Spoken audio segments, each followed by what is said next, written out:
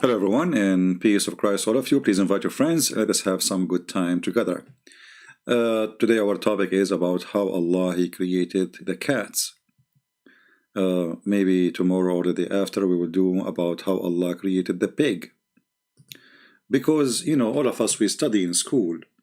And in school they don't teach us anything. I mean, those stupid people in the school, they don't teach you really how cat came to exist.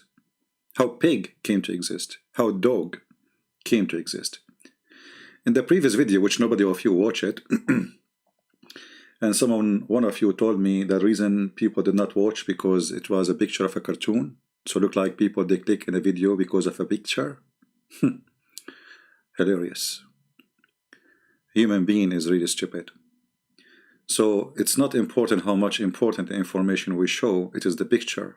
So if we put a picture, attractive picture, now I see why some people, they make a video of them, like they put a thumb picture of the person, he opened his mouth or doing something crazy or etc. And, you know, like surprise. You know, people are really weird. So you need a picture in order to watch a video. The video I made about how Allah created the dogs have both, I think, maybe 6,000 only. So why some videos they have 20,000 in a day and the other video have 6,000? A picture? Truly, people are disgusting. Anyway, our topic is cats.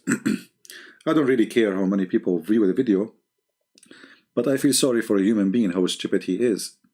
That he click in a video to watch it not because of the information he would have there, it's just a picture. So, look at those cats. How Allah created those cats and why He created them. It's a mystery. But today we are going to unleash the mystery for you. I know many of you wondering how Allah created cats. I'm not going to tell you how He made them go in the basket because this is a different story. But how and why Allah created the cat. In the previous video, I spoke about how Allah He created the dog, and we found that He created him from the spit of Shaitan, which is true. I mean, come on, Shaitan, he spit, you know. Yeah, he has saliva, and he spit all the time actually. And then Allah, you know, like he was, okay, what I would do with the spit of Shaitan, let me take it to the kitchen and do something, make something good with it, you know. And then Allah come with the idea, I will create a dog from the spit of Shaitan. True story, science. Now, how Allah created the cats? We will go to the Quran. In the Quran, and funny, I went to the Quran. Ibn Kathir, chapter 11, verse number 40. And look what happened. It's totally clean. The website of Saudi Arabia decided to take it off. Why? Why the king of Saudi Arabia? Why you take it off? What happened? It's there, it's zero, there's zero, you see zero. This is the page number, but there's nothing. It's gone. So, you know, we have to find it, so we look at a different website. And bingo, here we found it. This is Tafsir Ibn Kathir, chapter of Hud, verse number 40. حتى إذا جاء أمرنا وفار التنور قلنا احمل فيها. This is the story about Noah. The story about Noah. So, if we go to the Quran here, let's see the Quran.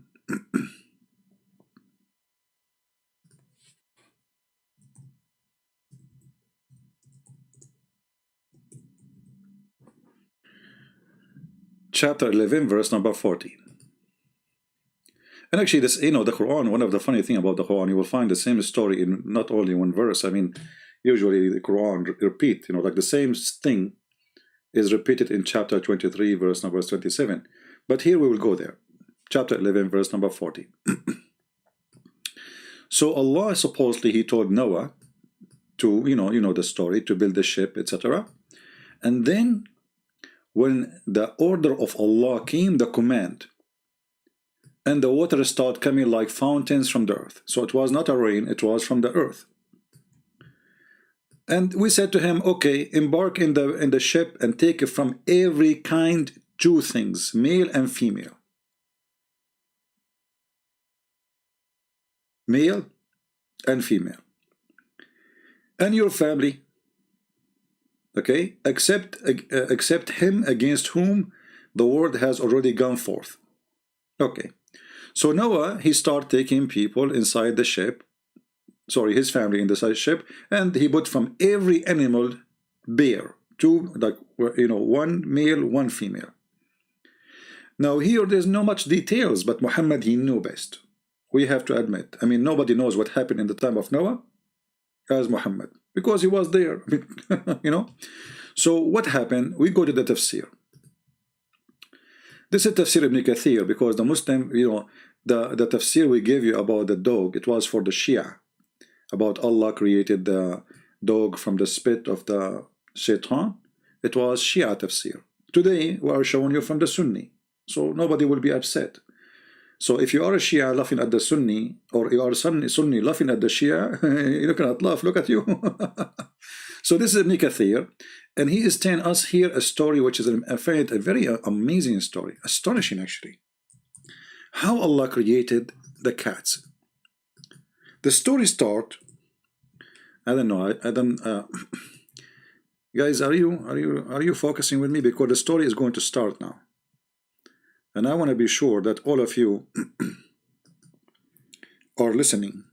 You know, this is very important. You know, you can teach it to your kids, you know, and then when they go, you know, like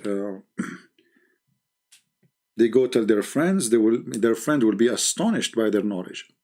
So just to be sure that we are in the same page, are we ready to listen to the story?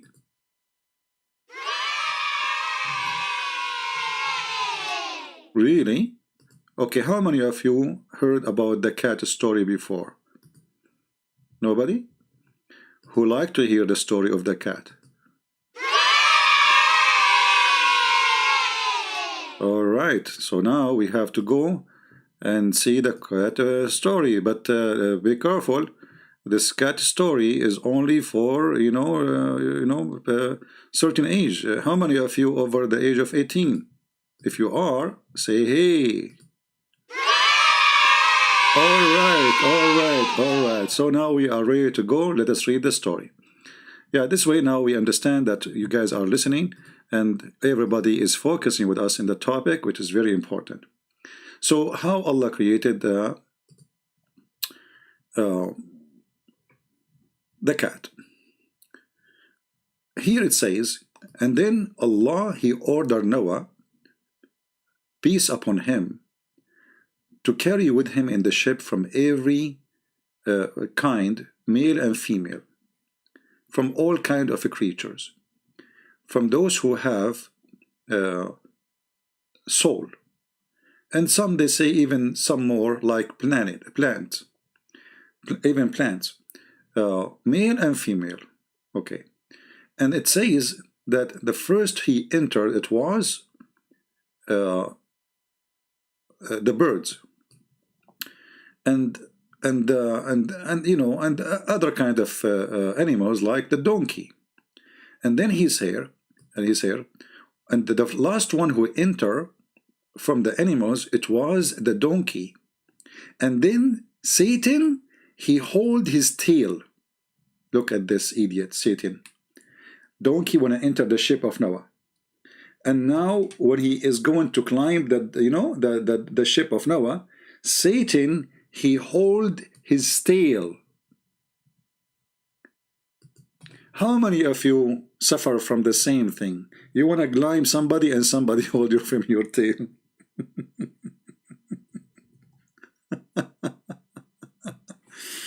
Okay, any of you had that problem before?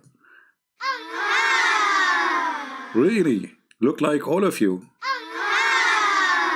So like you want to go somewhere and then Satan, he hold her from your tail? I think you're stuck with this word. You have no idea what you are talking about. Okay, then we have to say Allah knows best. I understand. So when the donkey wanted to enter the ship, Satan, he hauled from his tail, and he wanna go, like, you know, in the top, and so that's sorry. Then the donkey wanna go up to climb, and then the Satan, he pulled him down because he's holding him from his tail. And then Noah, he said to him, you know, Noah speaking to the donkey, "What's wrong with you? Shame on you! Get up and come," because Noah, he cannot see the Satan. Noah, okay, Noah, he cannot see the Satan. So, like, you know, Satan, he is invisible. Yeah, you know. It's a good story for your age. I know. Maybe you are too old for it, actually. Yeah. So Noah, he starts saying to the donkey, "What's wrong with you? Come in the ship." And the donkey, like you don't know that there's Noah, he cannot see the Shaitan, that he's holding him from his tail. He cannot get up. And then it says, and he tried to get up and he could not. And then he said to him, "Get in, even if Shaitan is with you." And then Shaitan, he entered the ship. So now Muhammad is trying to explain to us how Shaitan was saved from the flood of Noah.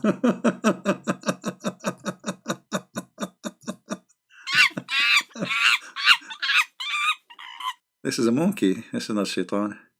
Anyway, so now, like Noah, he said, okay, so donkey will enter, but he cannot enter because Shaitan is holding him from his tail. And Noah, he cannot wait. I mean, the flood is coming. So Noah, he said to the donkey, "Listen, get in even if Shaitan is holding your tail. Get in with him." And this is how Satan was saved from the flood of Noah. And then it says here, and some of the like the previous, you know, said they could not carry with them the lion. Dangerous, you know, the lion. I mean, you cannot carry the lion. How you want to get the Muslims? Like they're trying to find out how Noah was able to get the lion in the ship. Like how? I mean, come on, how you can get him alive? You know what I mean? It's not easy. I mean, you cannot. You know, it's not. You know, those who believe in things like this. I mean, how you can explain to us how Noah, he got the lion in the ship? Huh? You cannot. So anyway, and then Allah, he made him sick with fever. You know, when you get fever, what you do? You sleep. You know? So Allah, he put fever on him. And then it says here, and from Abi Hatim, etc., from the Prophet, he said. Now who's talking now? The Prophet. When Noah, he put in the ship from every two kind too, and he said to them,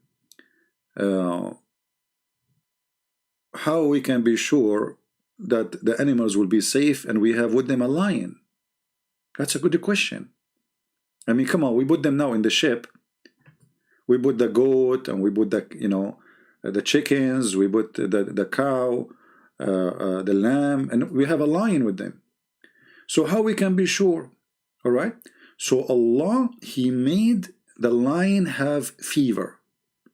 Very, very, you know, humma. Actually, humma is like it's not a fever. It's a what the translation in English? I'm not sure. Let me see. You know what? We have to use Google Translation anyway. You know, I mean, we are reading Arabic now. Soon you will find the correct word. So when that lion, he gets sick, and this is the first time this disease come to this earth. First time it happened to the lion. Allah, he made it come to the lion for the sake of lion. So he sleep and he don't eat. So they can carry him to the ship, and still he cannot eat because, you know, when you have this disease, you are asleep, you know, all the time. And then this is the first time this illness came to the earth. And then they told him, what about the mice? What about the mice? We have a mice. The mice get jump in the, we told the mice to jump in the ship, and they call it for wasiqa, which mean the bad ones, the one damaged things. She is going to damage our food and our stuff. So Allah, He inspired the lion, so he sneezed, Achoo! And right away, a cat came from his mouth, and the mice ran away from it.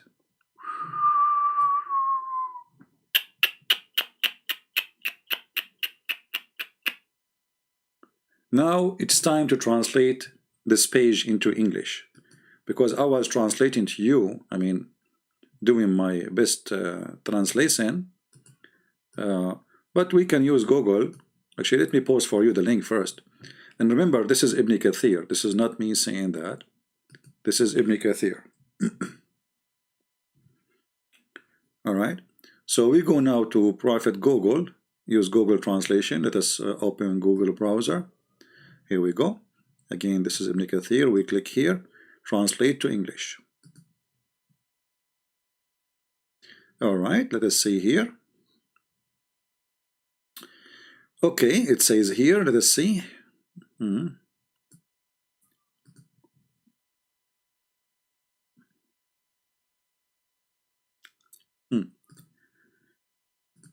The last one who entered, the last animal who entered the ship, it was the donkey. And the donkey, he hauled him from his tail. Translation is not really good. So he cannot rise to climb the ship.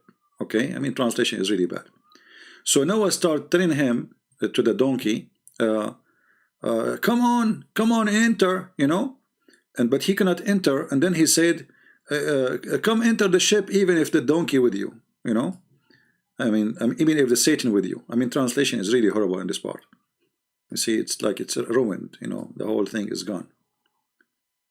Yeah. So enter, enter the ship, but the donkey he cannot, because why? Because the Satan holding him from his tail.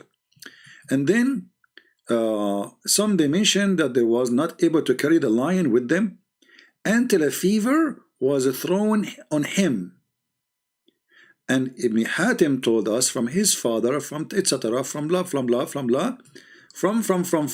the messenger. So Muhammad now said this story. When Noah was ordered to carry in the ship, like the animals, carry from everything to male and female, his companion said, how can we have a cattle and we have a lion secured? Again, we are correcting the translation because translation is horrible. So how we can have a lion?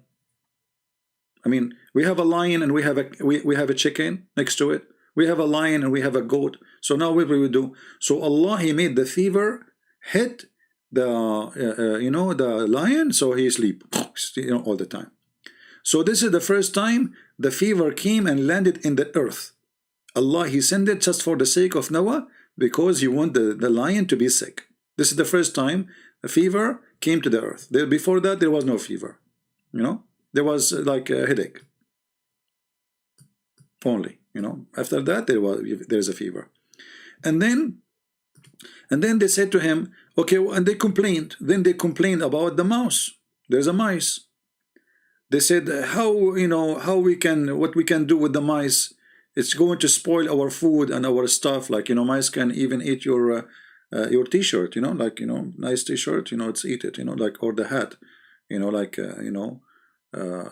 if you are a person who have a nice clothing, and and the mice, they will eat it, so they will eat our stuff, and they will spoil our food and our stuff. Okay, and then Allah, He inspired the lion, and then he sneezed, and the pussycat came out.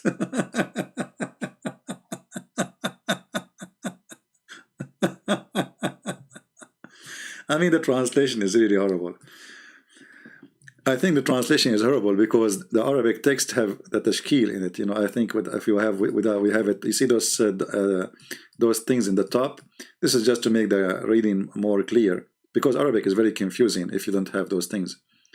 And I think this is why the translation is coming very bad. So anyway, and this is how Allah, He created the cat.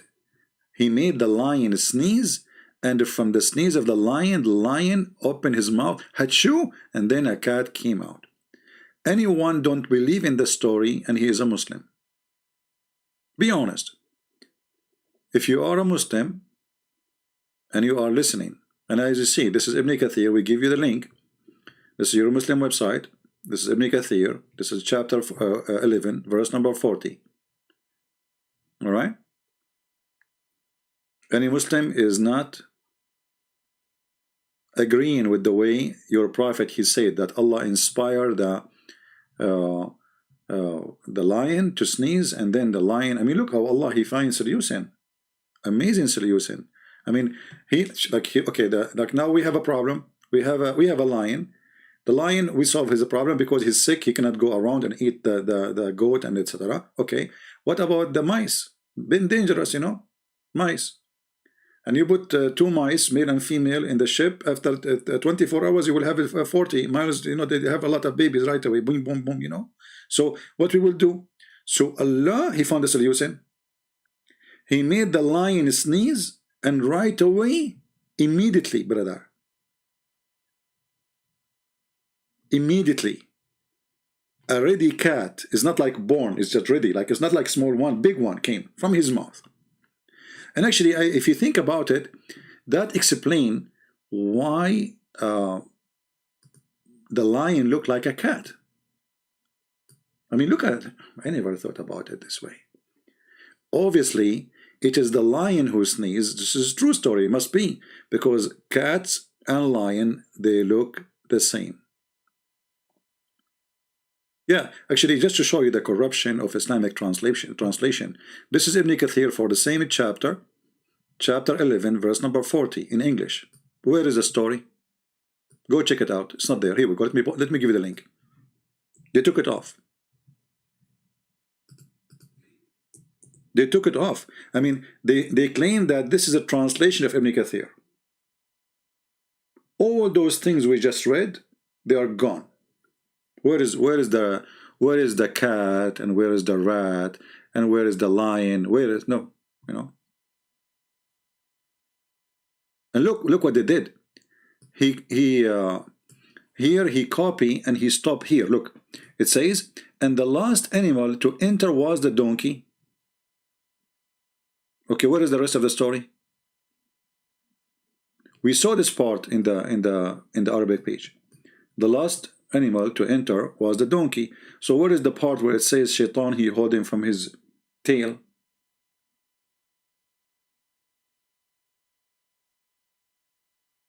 You know what I mean?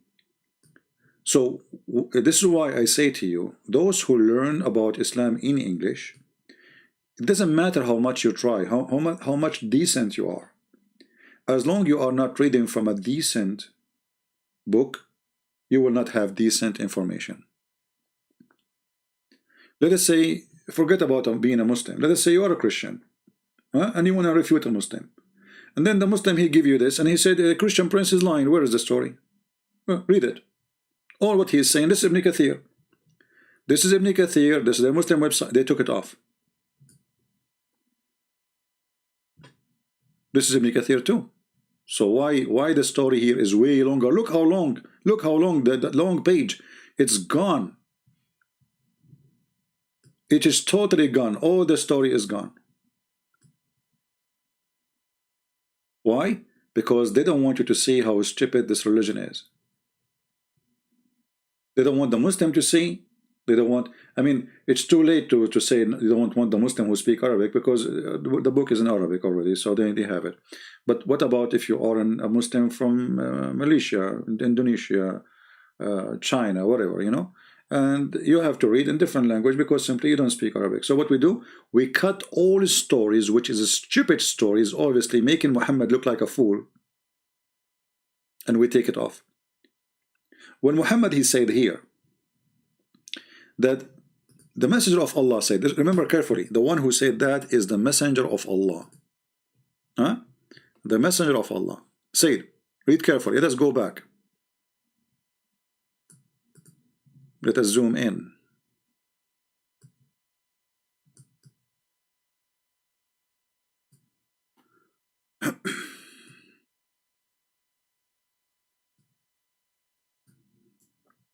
Messenger of Allah, Allah pray on him. This was translation. When Noah was carried on in the ship, he carried from everything, two, male and female. His companion, they said, how can the cattle with the lion be assured, but be secured, mean? Then Allah, he gave him a favor, and this is the first time the favor was landed in the earth. Before that day, we have no favor. And then they said to him, how about the mice? Is going to eat our food and damage our food, spoil it, and is going to damage our stuff. So Allah, he ordered or inspired the lion to sneeze, and a cat came from his mouth.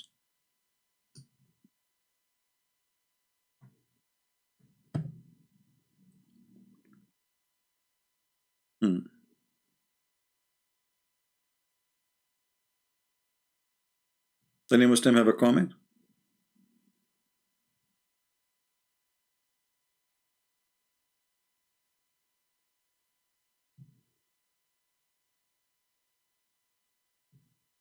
And here, it says something very confusing about how long they stayed in the ship. It's not really clear. I don't know what happened to translation. Where is it? Where is the 1,000 of years? I don't see it.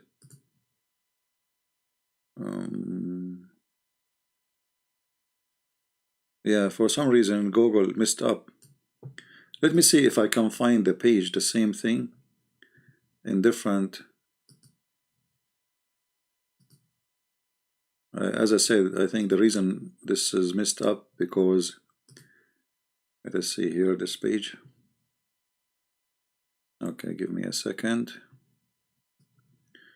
We open different website.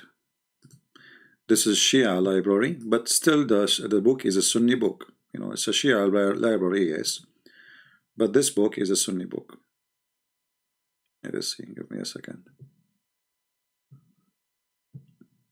I know the screen is off, don't worry. Let's go here. Okay.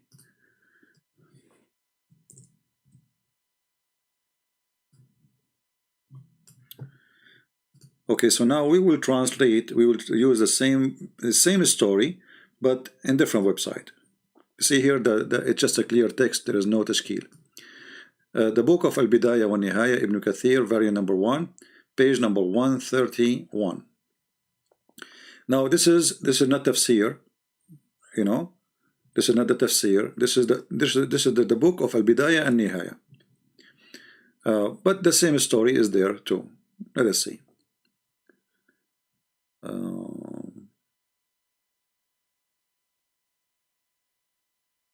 Let's see if we can find it. Okay.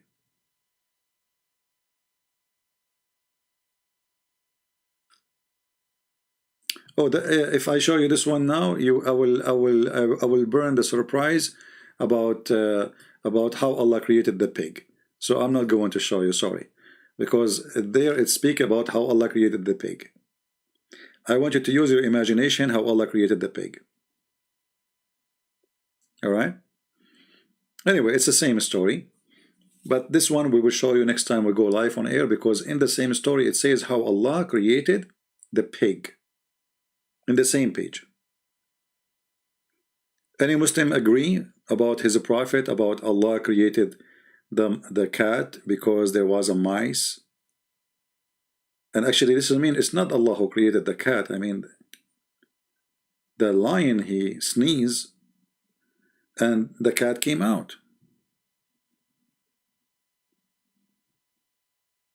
Any Muslim?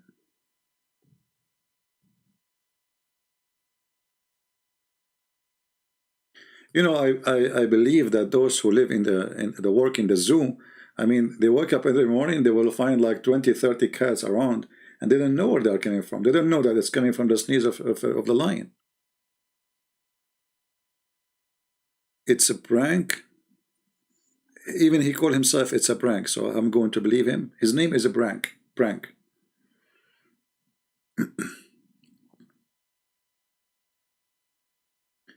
Any Muslim have a comment? I mean, if you think about it, lion and cats, they look the same. I mean, look at them, you know. So they're the big size, small size. So it makes sense. I mean, the lion sneeze, and then the cat came from his sneeze. So like, okay, you know, yeah, okay. Make a lot of sense.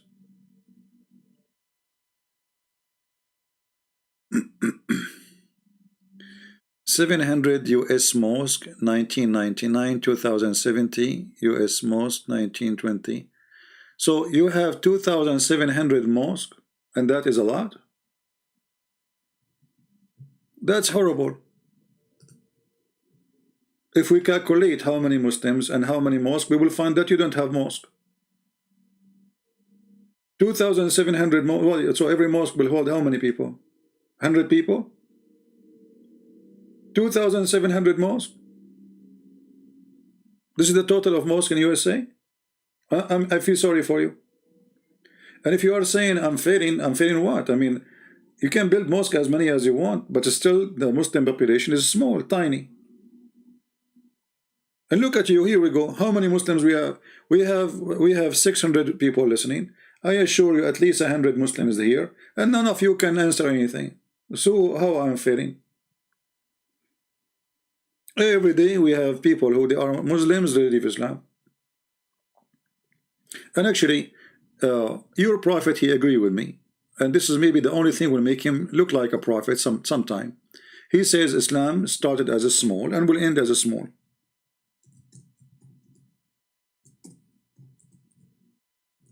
Oops, we are typing in English, as usual. So are you saying your prophet is a liar? Here we go. Your prophet saying Islam will die. Islam will die.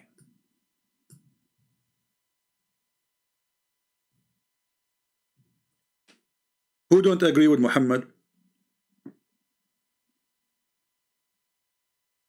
Who is the brave Muslim who don't agree with Muhammad? Either you are telling the truth and Islam is growing as you're trying to say, or Muhammad is saying the truth. Choose one. Muhammad is a false prophet. We have a person there, he is a proud Muslim. For sure you'll be proud. I mean, look at this. You are the only one, the only religion in the world who believe that Shaitan, he hold donkey from his tail when he tried to enter the ship of Noah, and then Noah have no choice, he want to save the donkey, so he said to him, okay, get in, you and the Shaitan together. That's it, Shaitan will not leave him. You have to be proud Muslim. You are the only one who have a prophet. He taught you how cat came to existence. Lion, he sneezed, and then a cat came from his mouth. So you have to be you have to be proud Muslim. You know, you have to be. If I am you, I will be so proud to the point I cannot even look at the ground. I will be looking at the sky all the time.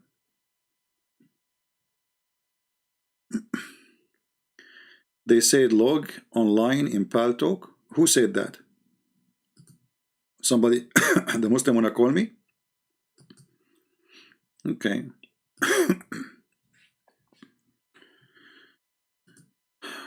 Well, I don't think, we open our Paltalk, we get nothing but kids. And if you are a Christian and you text me, I will block you right away, just to let you know.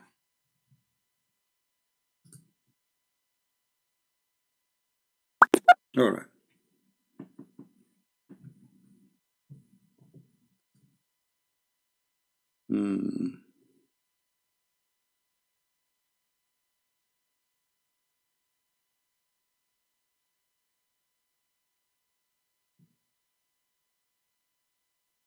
All right.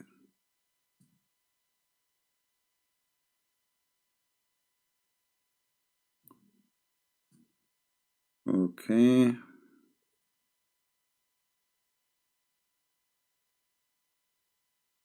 I don't know if this person, he sent me a text. But he's saying he's agnostic. Don't waste my time.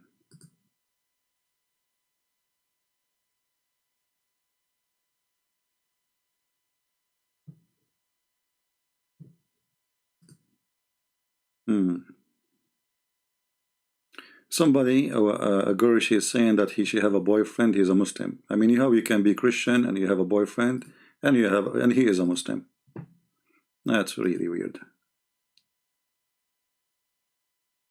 Okay.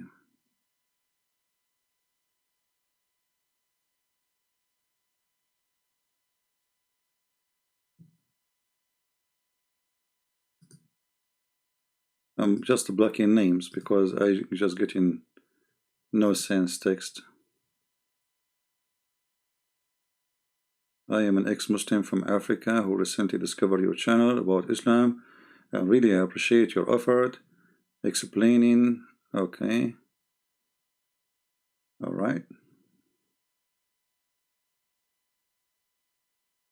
Okay. I apologize, guys. I cannot answer all this comment. So what is the Muslim who wanna call me? I click at all the text I received. Not even one of them is a Muslim.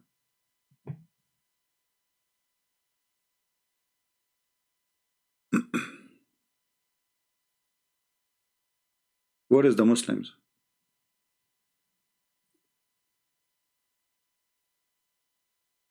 See, I told you, you tell me go and the Muslim want to talk to you, there's no Muslims.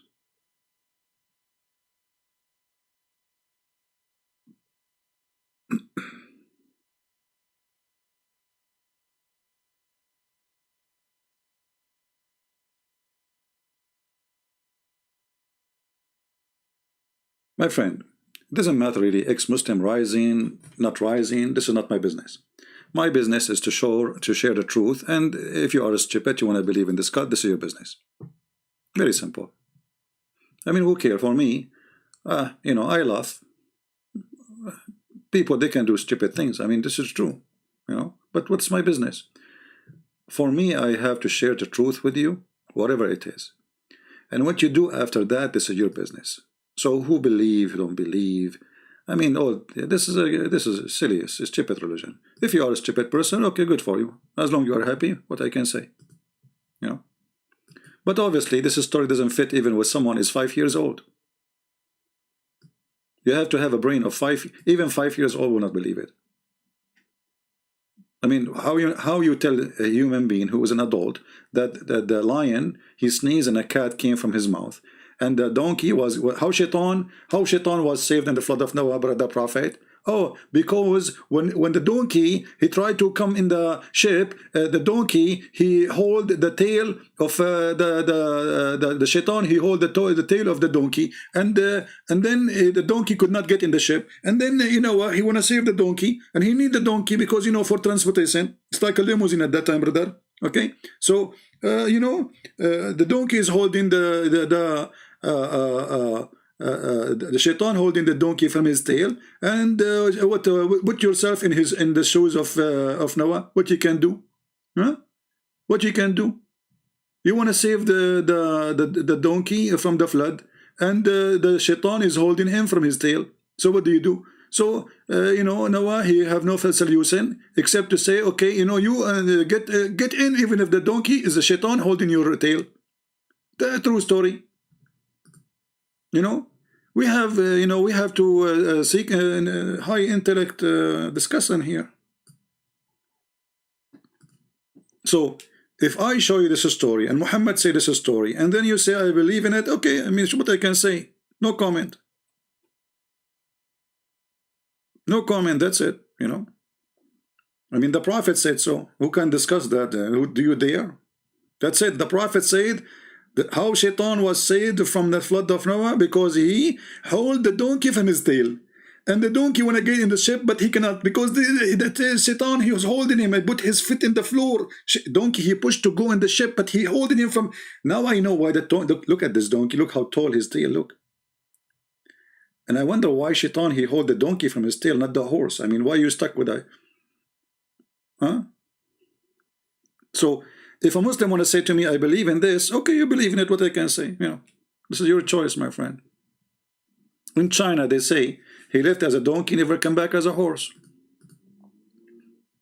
You know what I mean?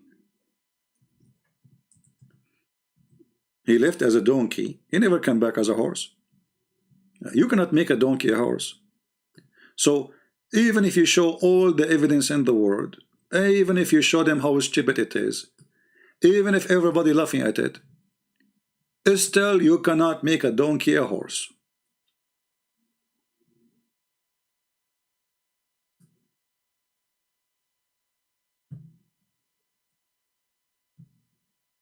Any Muslim?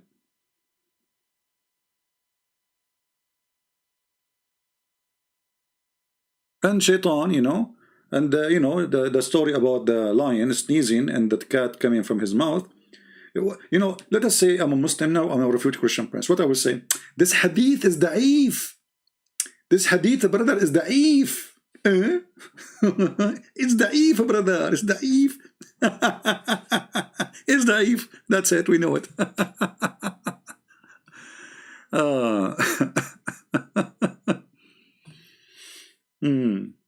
So, you know, like, I mean, all those stories, you know, when you listen to them, it's obvious that the one who made them is trying to find the answers. You know, okay, so Shaitan, a flood of Noah. Okay, flood of Noah happened. Okay, how Shaitan, he got saved from the flood? Do we know how to swim? Huh? So they have to come with an answer.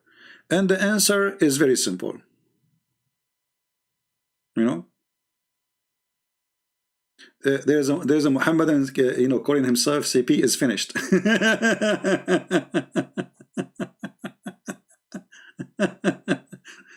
We'll change your name before you call me, Potato. Change your name. It's a shame on you, actually, to call yourself CP is finished. That's you. That's your name. It's not me. I am not CP is finished. It's you. So you call yourself CP is finished before you call me. That means you are finished before you call me. Give yourself a name of a man, you coward. Any Muhammadan?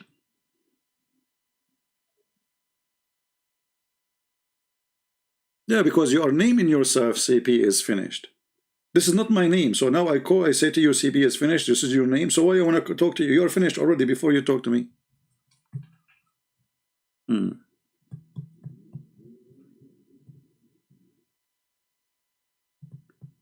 Any Muhammadan? And what are you talking about? I'm finished from long time. Do you remember Mimi Hijab? You are finished. The coward. He promised the Muslim to debate me. He ran away like a potato. Coward. They are so intimidated to talk to me. You know, always ask yourself a very simple question. Who is the coward? The one who refused to talk to me, or the one who says, call me? All of them, they share one thing. We can debate you face to face. Can we do it shoulder to shoulder? What about donkey to donkey?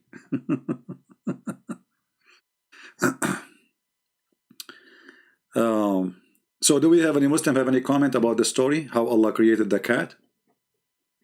And how Allah saved Shaitan? So if not the donkey, Shaitan will be dead. And what we understand from this story, that Shaitan, he do not know how to swim.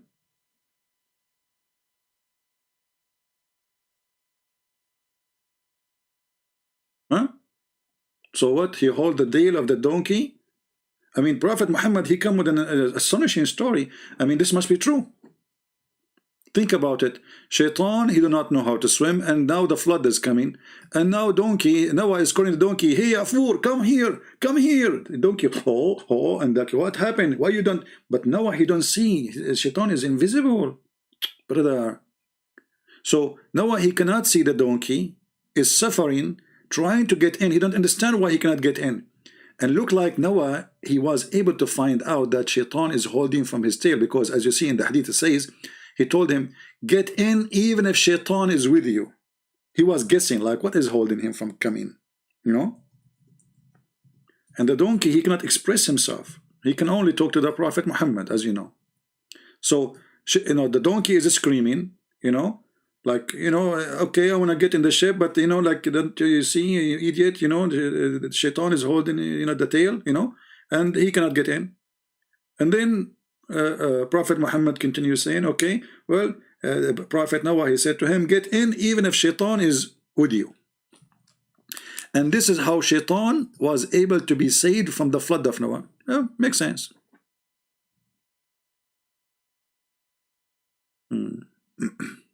Look on YouTube, all the new Muslim revert each year. First of all, there's nothing is called Muslim revert. This is a lie. Revert is to go back to the original. In Islam is not the original, and cannot be, because we have nothing to do with Islam. Your God is not a spirit. Our God is a spirit. So how that can be the original? Secondly, you can look at all those who you call them convert people. They leave long, you know, they make a conference in Michigan speaking about why the average of those who convert to Islam leave maximum 2 or 3 years after. Because simply you fool them. Later they, you know, they watch our videos, read our books, they see this the truth, and they leave. And then they will become enemy to Islam. Not only they leave.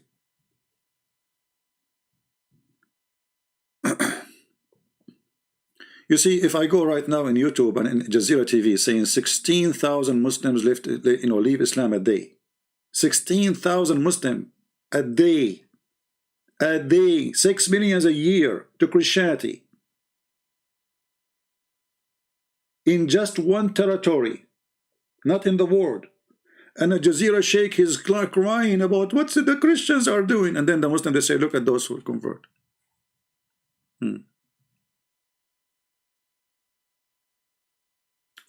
Okay, here another stupid story. The Muslims, I don't know if Ruqayya is really a true Muslim or she is trolling. Probably she is trolling, you know. But let me show you what she said. Remember, in Islam, remember, Jesus, BPUH, will come and break the cross. Why you did not quote the rest? He will break the cross and kill the pig.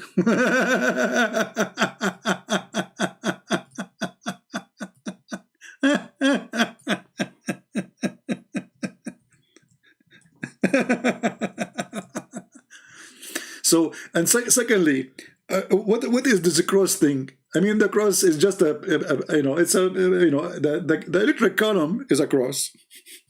Every Muslim house have a cross. Your window have a cross. So Jesus will come and he will start breaking cross. Anyway, so Jesus, brother, he is going to come and break the cross and kill the pig. Which one? Which pig? Any Muslim can tell us?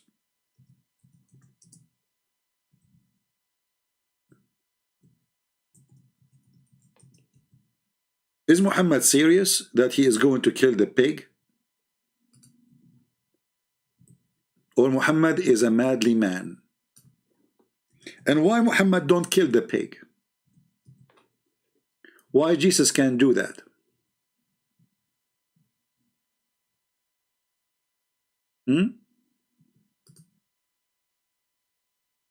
So again, by mentioning this, you just prove to us that your prophet is mentally ill. Those stories is good for kids. By him in whose my hand is my life, the son of Mary will soon descend among you. Did he just say soon? Did he just say soon? How soon? Very soon. It says yushiku, liyushikna, which means not only soon, almost here. Liyushikna. Go and check in the Arabic dictionary what this word means. Almost coming. And what he will do? He will abolish the jizya. Jizya is abolished long time ago. Who dare to collect jizya from us? Go ahead, try. And he will break the cross. Try. And he will kill the swine.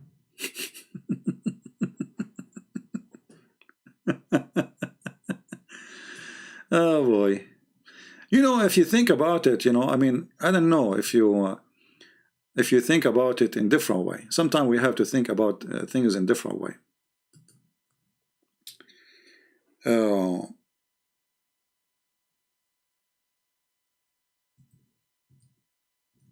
Jesus come to the earth.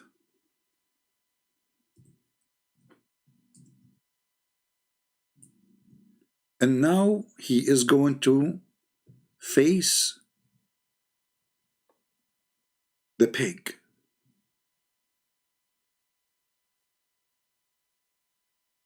Astonishing. The pig is in one side, and Jesus is in the other side.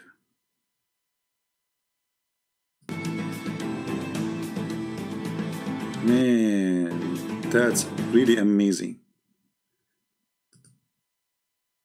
One side is Jesus.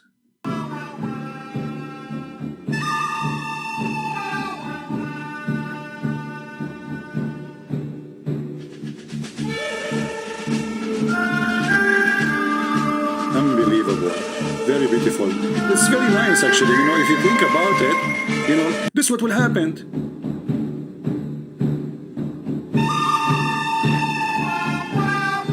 Hey, pig, are you there? You draw first. No, you draw first. Listen, pig, you draw first. Don't worry. I'm ready for you. Okay? You draw first. We will count, but you know the pig is he will try to cheat. You know, like they turn their back to each other and they walk into different direction and they have their guns ready. You know, so like okay, you turn your back. You know, okay, okay, you are ready. 1, 2, 3.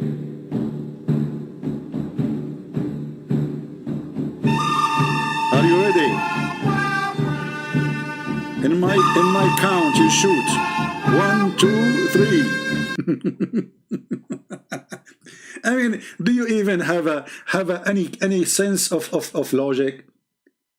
There is a person who is in heaven. He will come from the seventh heaven to break the cross and then to do what? To kill the pig. What about the chicken and the pig? Which one? And why you want to kill the pig? Are you there, Rukaya? See, you are the one who brought this to you. You are the one who mentioned the story, so we have it now on the screen. It's a joke, another mockery. This is a mockery of the mind of a human being. This is a mockery on you to believe in this. Muhammad is making fun of you. This is a prophet of God speaking, or a fairy tale storyteller.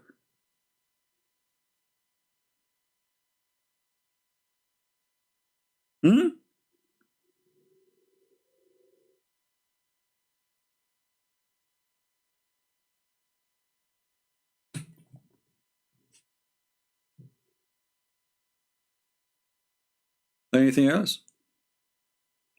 Ruqayya is Quran only? No, she don't believe in the Quran, because if we show her from the Quran, she will say, I don't believe in the Quran right now.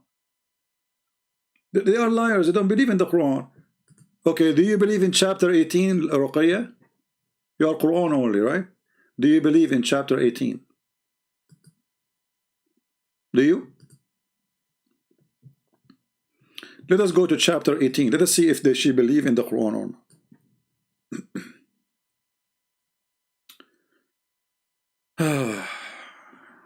Let us read together.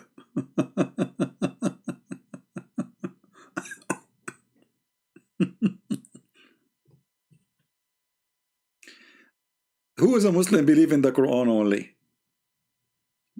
In 2 seconds you will see they don't believe in it.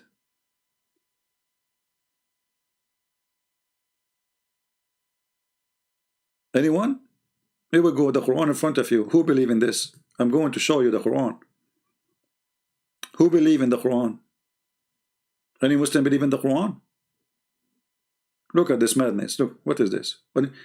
Look at this wisdom here. I love this one. This one is this is really a lot of wisdom. Brother, Allah is talking. Okay, what Allah is saying? They are asking you about how many there are, the 7 sleepers. I mean, the story is called the 7 sleepers. Allah still, he do not know how many they are. Some they say they were 3 and their dog is number 4. And some they say, and other they say they were 5 and their dog is number 6. And well, did you hold on? He jump. What? The translation. What?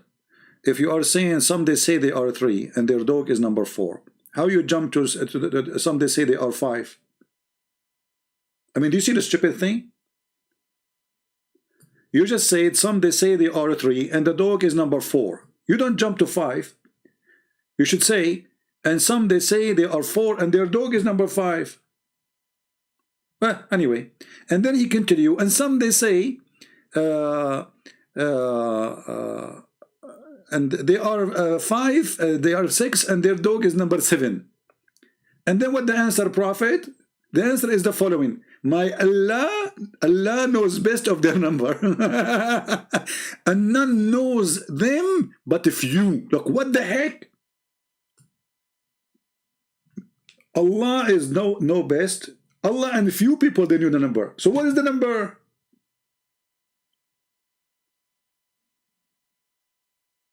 Muslims, are you there? So what is the number? I mean, what I learned from this madness, you're giving me confused now. Okay, so 3 and their dog is number 4. First of all, you didn't say 3 and their dog number 4. The dog doesn't be count with a human. That's stupid language. Not in Arabic, not in English.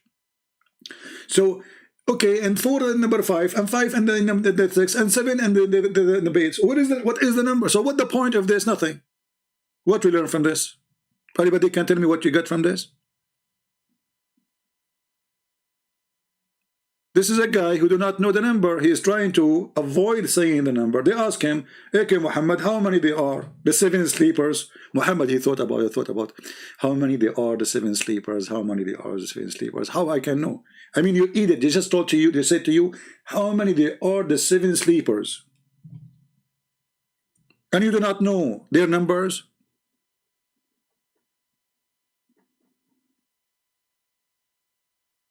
How many they are, the 7 sleepers? Some they say they are 3 and their dog is number 4. Some they say they are 5 and their dog is number 6. Some they say they are 7 and their dog is number 8. But nobody knows their number save Allah. And if you, and what, to make it more horrible, he said if you. If you, they knew.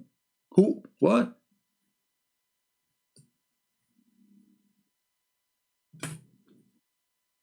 And you are telling me there's people believe in Islam. Who's going to believe in Islam? Watch my video, you will leave Islam after 5 seconds.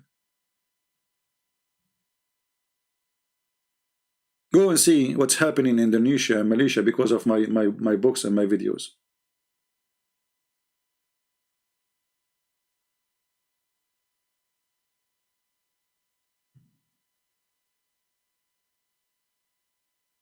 Any Muhammadan? What is this? And then a flying carpet, and then the ant story, and what? All of this is in the, yes, chapter 18 is a chapter of magic, where everything can happen, and none of it make any sense, even for kids.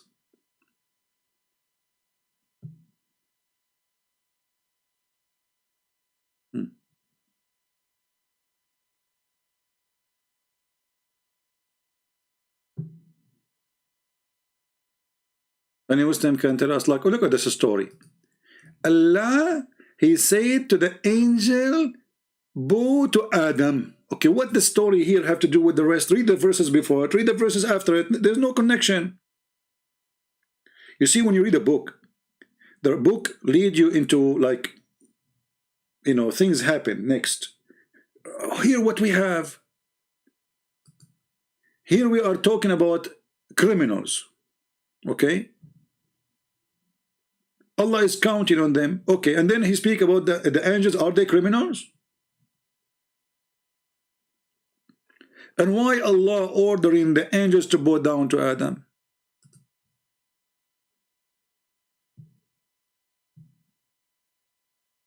Yeah, you are first, you know, fast-growing people.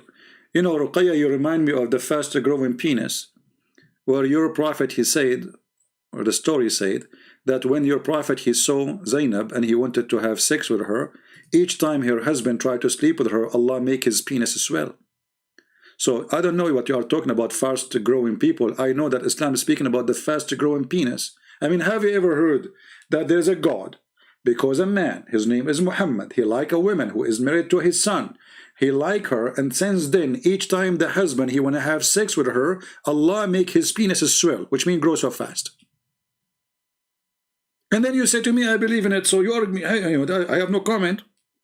Grow as much as you want, no problem. I will stay a Muslim. I will stay a Muslim. Okay, stay. Stay a Muslim. I mean, who's holding you? And then, I mean, we don't want to be all over the place. And remember when Moses said to his boy, you are finished, boy. I will not give up traveling until reach the junctions of the two sea. You know, the stupid translator, he's trying to find out what this stupid book is saying. So he said the junctions of the two sea. But where is the two seas? This is the area, the country is called Bahrain right now. Check it out in the map. There's no two seas there. Where is the two seas? So Moses, he went there because Allah, he told him, go and learn. Okay, how we can understand this story? Who want to tell me what we learn here? How God is talking, yet there's no story in the story. How here we are talking about all of this and suddenly we jump to Moses. How Moses, he jump here?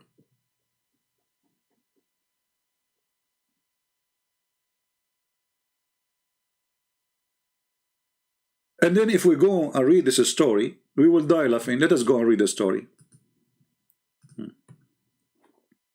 This is the story we mentioned to you, if you remember, where Allah, he told Moses, you're an idiot. There is someone he knew way more than you. His name is Al-Khadr. I will send you. So Musa says to him, oh, please Allah, send me to him because I will learn from him. Okay? I will learn from him. Let us see the hadith. And then Allah told him, okay, take with you a wheel, dead wheel, put him in a basket, and then when you lose the wheel, you will find him. True story.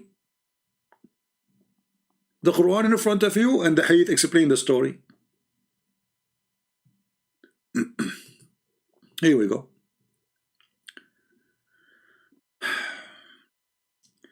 Claim that Moses of Bani Israel was not Moses. This is different Moses.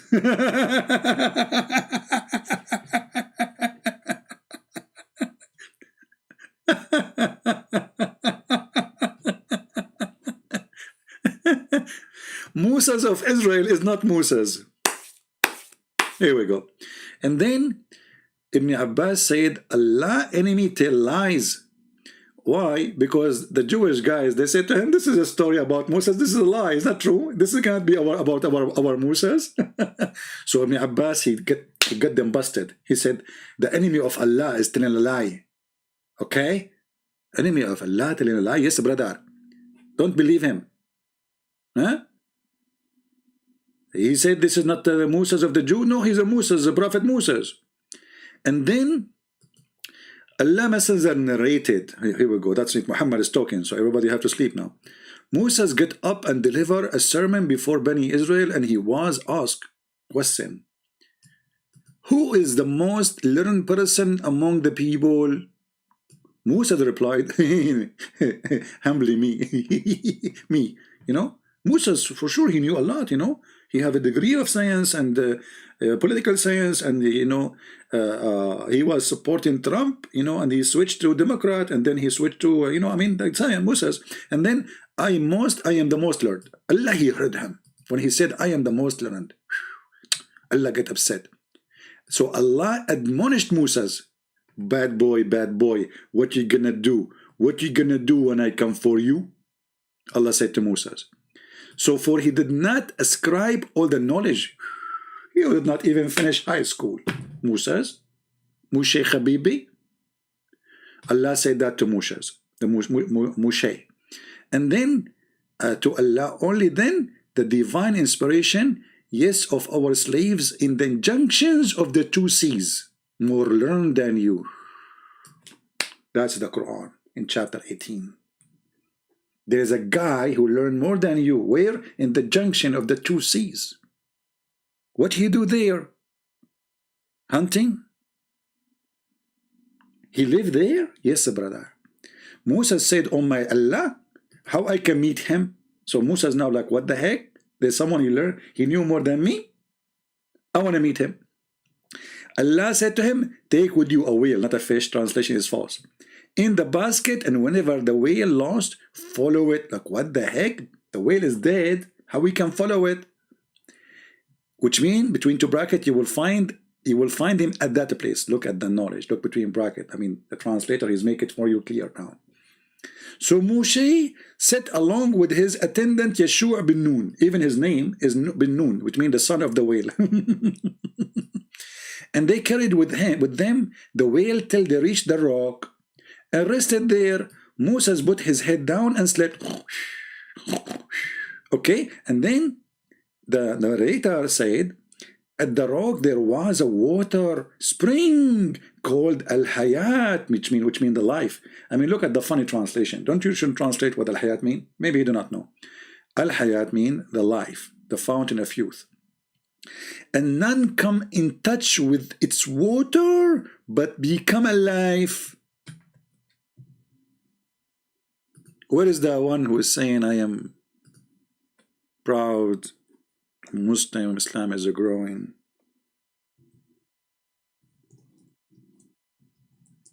Fountain of youth. Even that one, Muhammad did not leave it alone. The fountain of youth.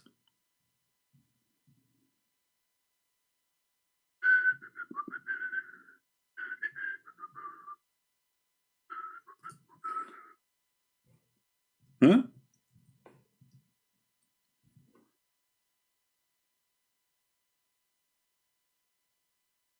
That remind me of a story.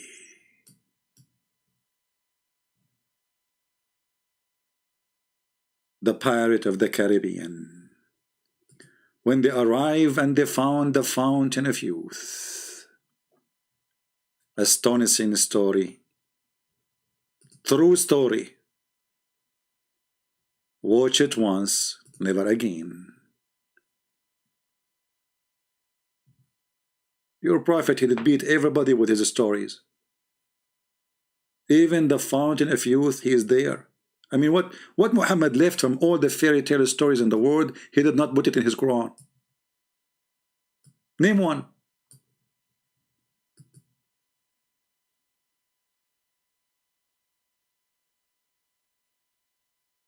Just name one. Flying carpet, fountain of youth, flying horse, the ant, the guy died in the stick, and why nobody noticed that he is dead for a year? Because he was holding the stick, obviously. As if it is you as a man, if you die, and you are holding something that will hold you standing. I mean, what about the rest of his body? A year he's dead, and nobody noticed that the guy is dead. And then how they notice he is dead? The termite. The termite. I hate termite.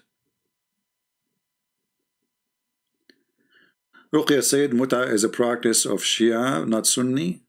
No, this is Sunni. This is Quran. Don't you believe in the Quran only?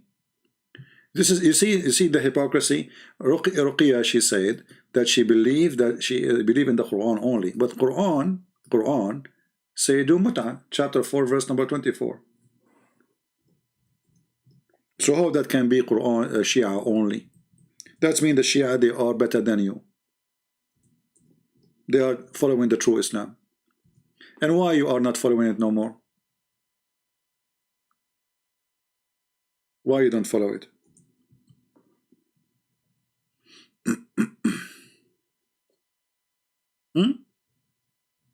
Why you don't want to follow it? You are not a Muslim? As long as you don't see, she said to you, she is Quran only. And the abrogation for the following practice of muta is in the hadith, not in the Quran. So in chapter 4, verse number 4, it says it clearly, pay them for you enjoy them. This is the verse of muta.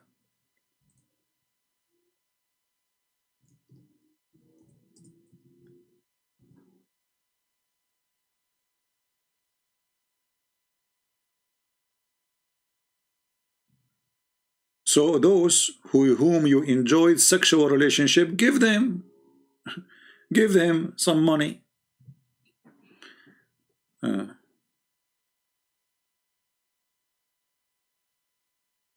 you see, Ruqya, you said you are Quran only, and in the Quran there's no single verse says it's haram. And what kind of religion? Your God, Allah, He allow it. Here we go. So if it is haram, why Allah He allow it? And where Allah He forbid it? Show me. I do not need to search Google. I know way more than your Google. I'm talking to Christian Prince. I can search Google about when it's going to be hot, when it's going to be cold, to see the weather news. When it's come to Islam, I use Google just to put things in the screen so easy. But I have the knowledge. So don't tell me in Islam it's forbidden. No, it's not forbidden actually. You Muslim Sunni, you just change the name.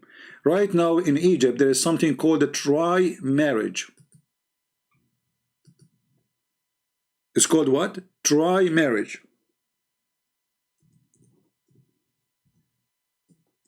Very popular in Egypt.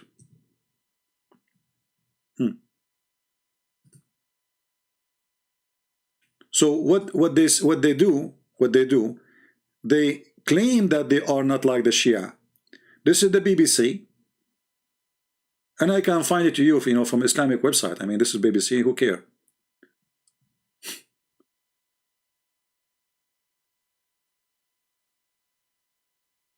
Try marriage? Yes, you try her. You sleep with her for a couple of times to see if she is good for you. If not, divorce.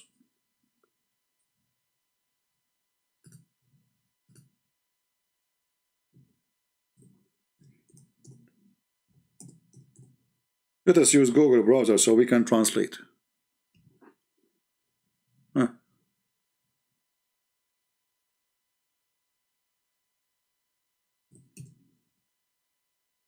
Here we go. We search Prophet Google. It's in the TV, it's in the stations, it's in Al-Azhar University. It's all over. An Saudi author, the trial marriage is according to Sharia law, nothing wrong with it. Sharia law. It is legal. This is Al Jazeera TV.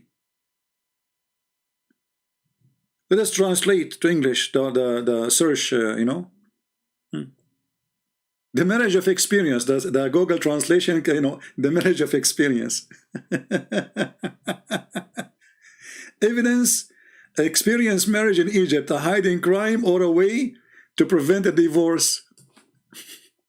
Perverted culture. Marriage experience? Marriage try? You see the translation is not correct. It says, Zawaju tajruba. It's like, you know, you drive a car to see if it's good for you, you keep it. You don't like it, you don't keep it.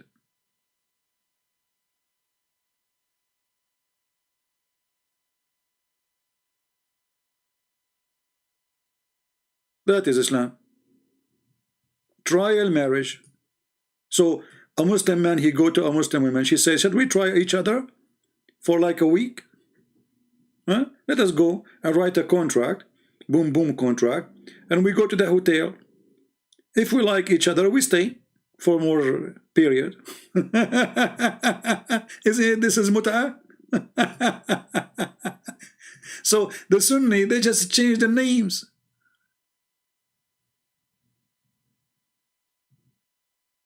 They just change the name. It's the same. You do mut'ah too.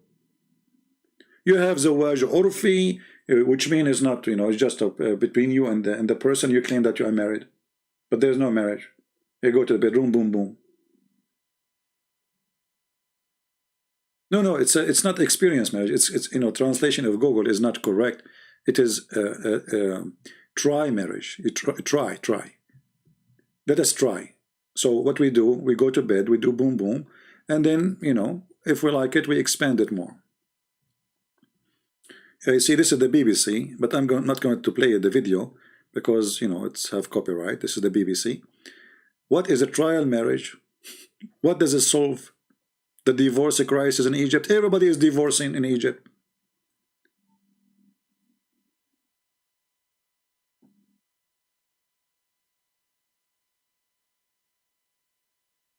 So, try marriage? Oh, we don't have muta, we have a try marriage. We have zawaj friend. Friend. Have you ever heard of zawaj friend? Which means we are like a friend with benefit. And this is religion.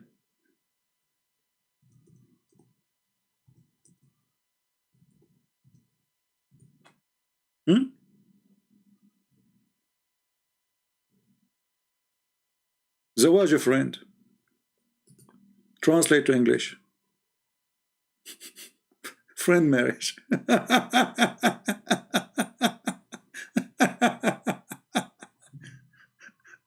They are very conservative, my friend, and they speak about the West. They have boyfriend and girlfriend, etc. So you do way more than boyfriend and girlfriend. You get paid for it because this is money business. Women, they will get paid.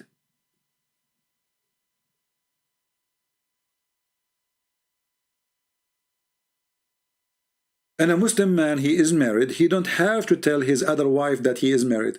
So he can go and he claim that this is marriage. They call it marriage. That's it. It's legal. Try marriage. So he have a wife. She have like maybe 10 kids from her, and now she became older, and he don't like her no more. So he go and find like a new victim, for a sexual victim. He hire her for the job. He sign a contract. They go to the hotel. Boom, boom. Yeah.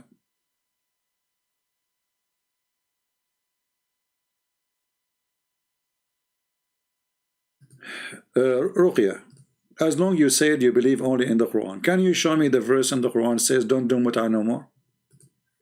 So either you have to admit that you are a liar, hypocrite, you believe in the hadith when you want, and you don't believe in the hadith when you want, or you are Quran only. So are you Quran only? If you are Quran only, show me the verse in the Quran it says don't do mut'a. Otherwise, we have a verse in the Quran says do mut'a. Show me in the Quran where Allah says don't do mut'a. Go ahead. I feel sorry for you. You are just, trying to fool yourself. Trying to get out of the shame. This is a shameful religion. They speak too much about dignity and honor. Women are protected in Islam. Women in Islam is the last one to be protected. In order to make a woman protected, first you have to value the women. How you can value something you've been ordered to abuse? The Muslim, they say to you, the Prophet says, don't beat them until you break them. So beat them until what? Before we break them, we stop. He made a verse in the Quran saying, if you fear she will disobey you, fear, she did not even disobey you yet, you can beat them. Chapter 4, verse 34.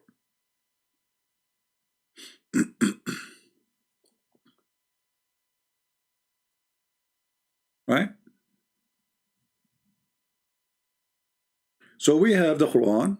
Give us Quran where it says it's haram. Go ahead. I'm waiting for you. Ali, we are not interested in your conditions. You want to call me, you can call me in Paltalk. You don't want to call, we don't call. Stop, each time, Ali, you come in the chat, you say the same thing. Give me his Skype. I want to talk to him in his Skype. Why? Because you know right now I am in Paltalk. If I go in Skype, you say to me, give me Paltalk, because I want to talk to you in Paltalk. You are an idiot. Don't come here again. Next time you come here, bring your daddy with you. If we go to Skype, you say go in Paltalk. If we go in Paltalk, you say I call you only in Skype. I mean, does it make a difference for you? It's a program to call me. Will take you 2 seconds to download it if you don't have it.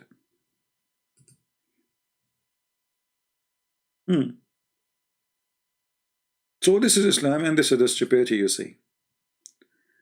And by the way, I was planning not to make the video long. I'm going to hide all those videos actually, because you guys did not watch the video about how Allah created the dog. And one of you said to me, the reason they did not watch it, because I don't have a nice, attractive picture. That is an insult to a human being. That's, you watch a video because of a picture. And this is true. People do that. And the reason I can you know, it's very easy to understand that this is true. If you go and see a video I made, post it in different channel. It's my video. And then that video in different channel, he have 30,000 view after maybe a day. And then the video in my page have 6,000. Why? Because you have a picture. Human being mind is very silly. They are after pictures. This is why you see all those who try to get people to watch their videos, they have to make some graphic and etc., because nobody will come to the video unless you do graphic. I have a video. It's called The Miracle of the Call of Nature. This is a video made in January 16. How many people watch it? 7,000. Why? Then other videos, they had 30, 40,000 and I delete them. I keep this one because nobody watched it. Why? What the problem? It's funny, it's hilarious, it's Zakir Naik speaking there. If I change the picture, put Zakir Naik there, they will watch it.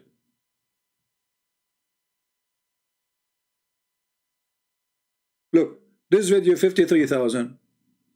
Why? The picture. I mean, does it make sense that a video is made in January 25th, have 53,000, and a video made in January 16? Both are made by me. What's the problem?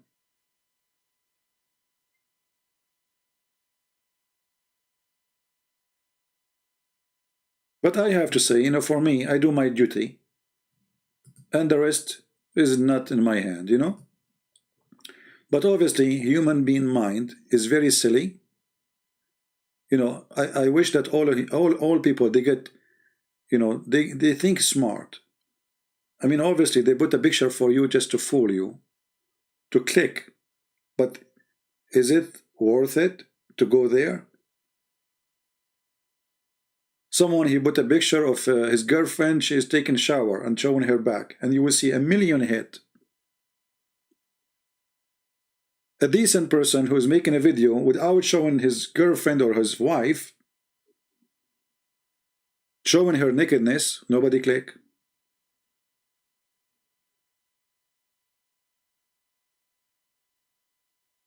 Sometimes, you know, I feel really disgusted.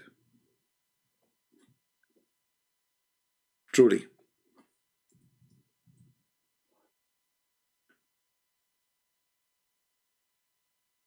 But still, I would do my duty, no matter what, even if there's only one person watch, or 100,000, or 1 million.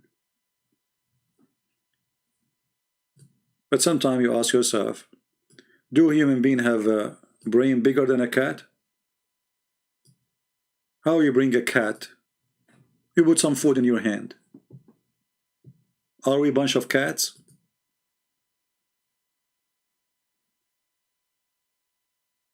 Are we?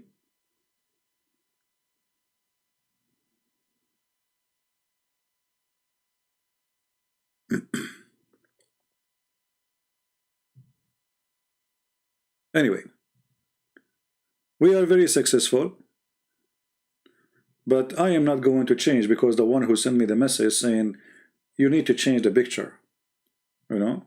Okay, I will not do that. I don't care really. I do my duty. Who watch, who don't watch. You want to put a picture, you put it yourself. But it's very disgusting how this a human being, this creature is. You know, he clicked because of a picture, not because how important the topic and who is talking. right? Anyway, do we have any question before we go for today?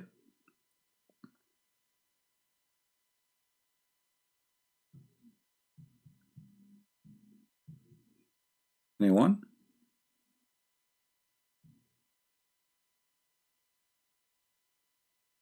Thank you, guys. Yeah. You know what I mean? Like, you know, like sometimes even somebody will say to you, Christian Prince, calm down, my friend. We have passionate for what we do. This is why we are doing it. Otherwise, I will not be here. I mean, this is a topic I hate to talk about. Honestly, each time I come to the computer to go live, I mean, disgusting again. I'm going to do this again and again and again. This is the most ugly, disgusting job ever to do, is to come to the garbage and touch it every day by your hands. But I have to do it because your children can be misled, they can be deceived, they can lie. You know, they are making billions, they spend billions of dollars, not millions, to promote Islam. Twitter taking their side, YouTube taking their side. Twitter just banned a party in Spain. Their account suspended. Why? Because they said that in their country we have a problem of Islam. Most of the crimes happening of immigrants coming who they are Muslims. They are just expressing the truth. Regardless what we think, if this is the truth, it's truth. They said 92% of police problems, it is the one who is doing it is immigrant coming from Morocco. You cannot say that. I mean, they are saying the truth. It's not a lie. We are in a time you cannot even express the truth. The second you say it, they will say, oh, he's speaking against Morocco. He's not speaking against Morocco, and he is saying what happened. They suspend his account, or the account of this party. So they are like a mafia. I'm not talking about Twitter and YouTube and Google. Anytime, this is why we have many accounts in YouTube. They can suspend us anytime for no reason, just because you say the truth. You can stay as long you post a video of Mujahideen, you post a video about attacking the one who leave Islam. I mean, the guy, he made a video about apostate prophet to be killed, and they keep his video there. They did not even move it. The Christian, they cannot collect donation, they cannot receive anything. That's it. The second you say the truth, they fight you.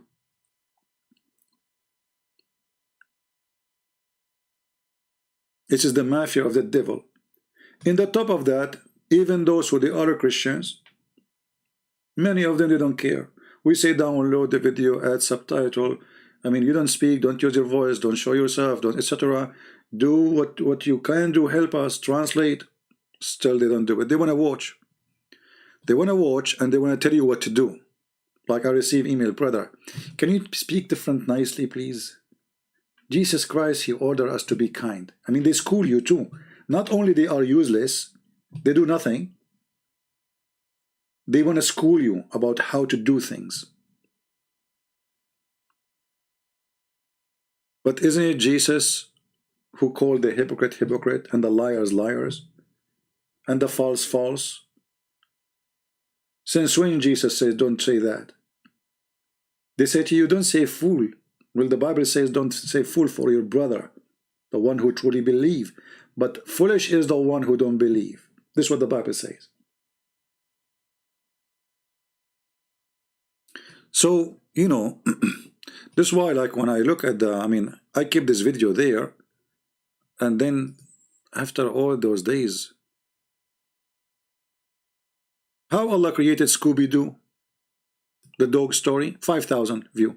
Look, look.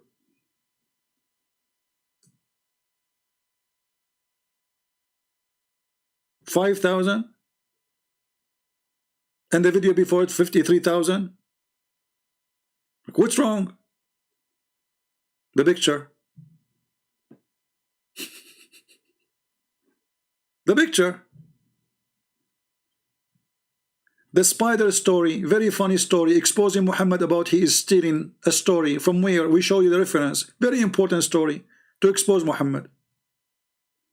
10,000, 50, 5, 2, 5. Why?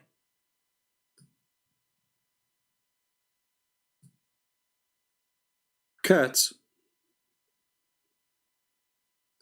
People are like cats.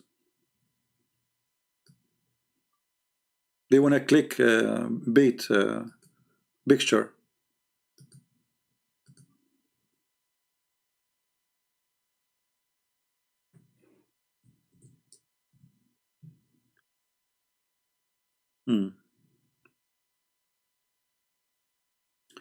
And many times we said to those who they are, like there's people who they are downloading our videos, okay, support them, subscribe to their channel. They don't do that. A person who make a video, downloading my video, I don't keep my video on my channel. Why you don't subscribe to his channel? They don't. You need to invite them. You need to kiss their hands. Please click here, subscribe here, you know. Muslims don't do that. Muslims, even they have the most false cult religion, but right away, when they see somebody, they fin Islam, they subscribe, they support the person. Doesn't matter how stupid he is.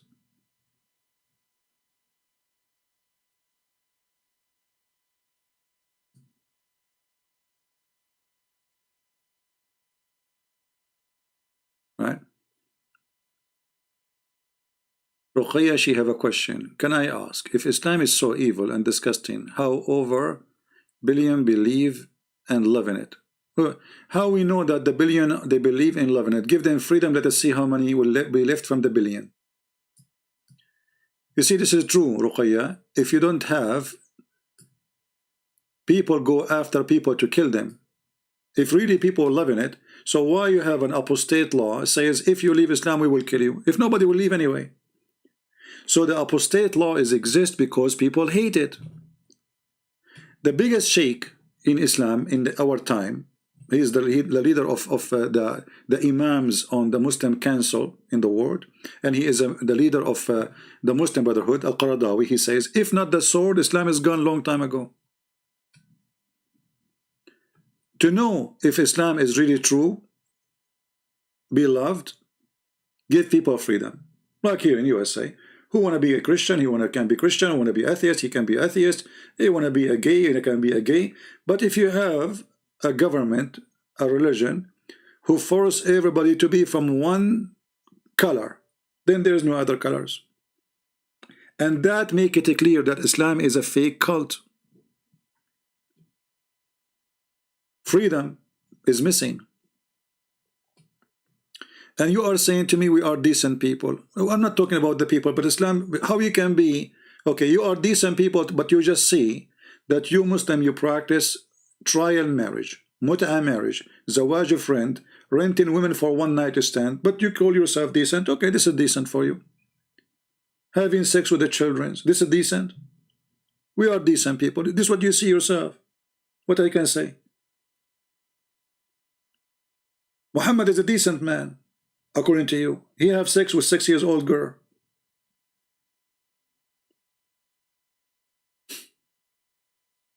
What decent mean? In Saudi Arabia, women, she cannot walk alone in the street. Go and see in Egypt, if a woman she walk wearing some jeans or something, what will happen to her? What will happen to her if she go in the bus? We are decent people. And my problem is not with the people. You want to be decent or not, who care? I'm talking about Islam. Let us say you are the most decent lady in the world. But Islam is not decent. If you follow Islam, you cannot be decent. Isn't it Islam teach you to lie to your husband? Isn't it Islam teaching the husband to lie to you? How you can be decent? You follow such a belief. You are a decent liar then. When you believe that it's okay to lie.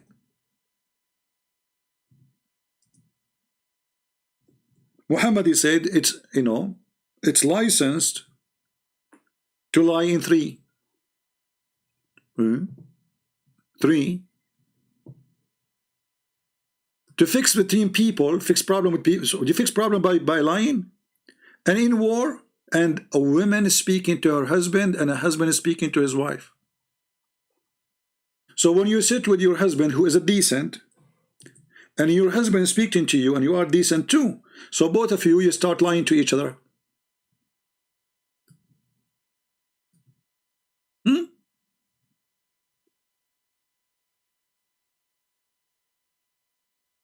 Let us see the hadith. Here we go. This is decency.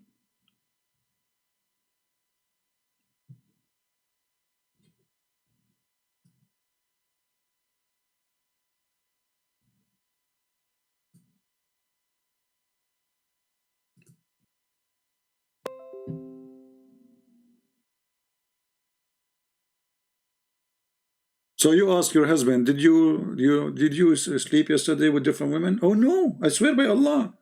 He asks you, did you sleep with different men yesterday? No, I swear by Allah.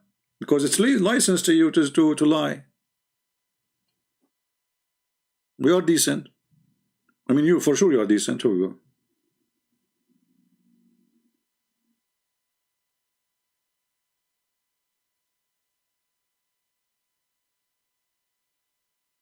Actually, always, you know, those who claim to be decent, I'm not talking about all Muslims.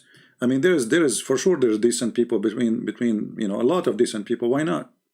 But Islam is not a decent religion. And the second you follow Islam by the letter, you are not decent no more. If you follow Islam, and you will find right away that the decent Muslim is the one who don't follow Islam no more. He's a Muslim by name. And all of them, they are Muslim by name. All the Muslims are Muslim by names. There's no Muslims.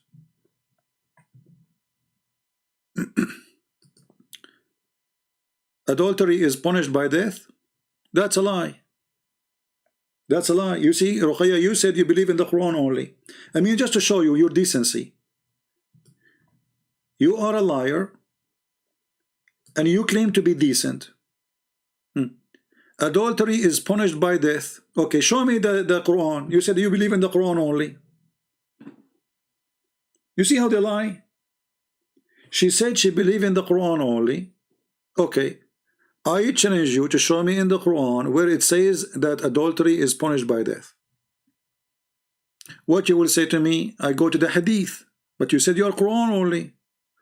So you are Quran only when you want, and you lose your decency when you want. Your decency is very flexible.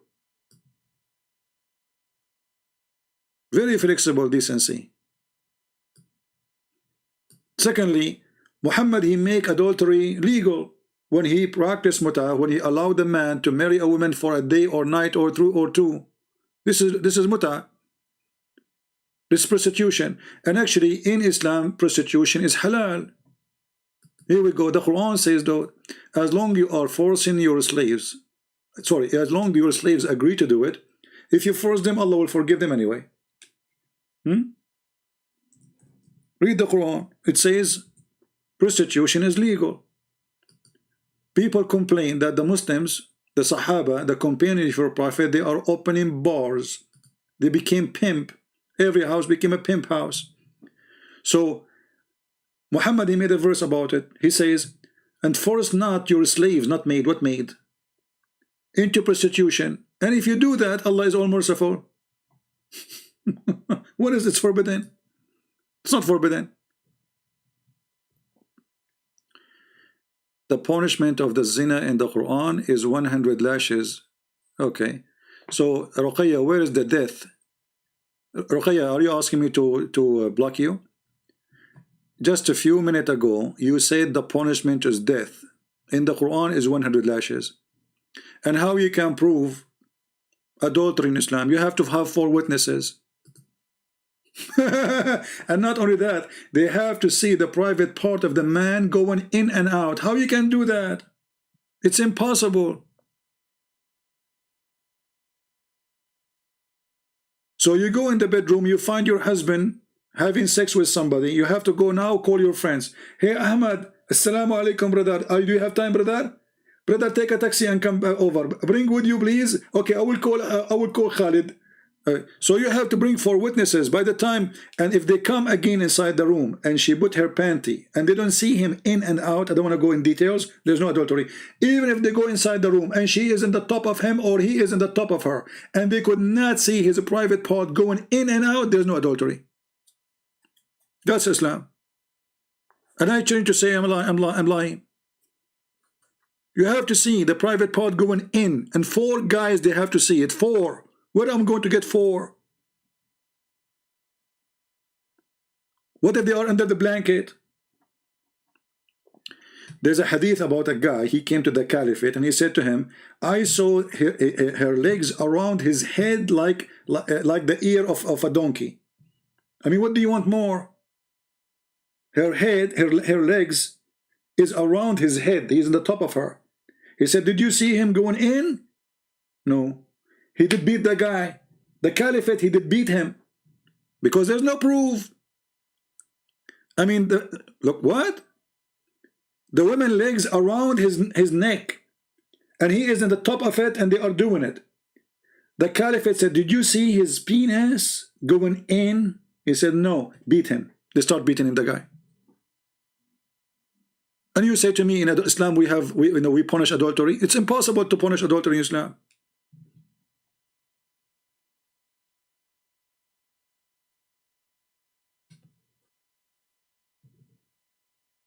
4 witnesses, and they have to see the private part in and out. Isn't this is a mission impossible?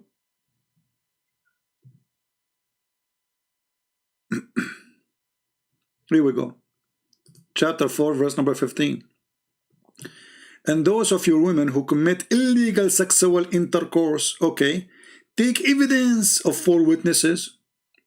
Then you go and see how the 4 witnesses, like what? They see them in the room alone, naked, on the top of each other. No. They have to see the private part of the man getting in and out.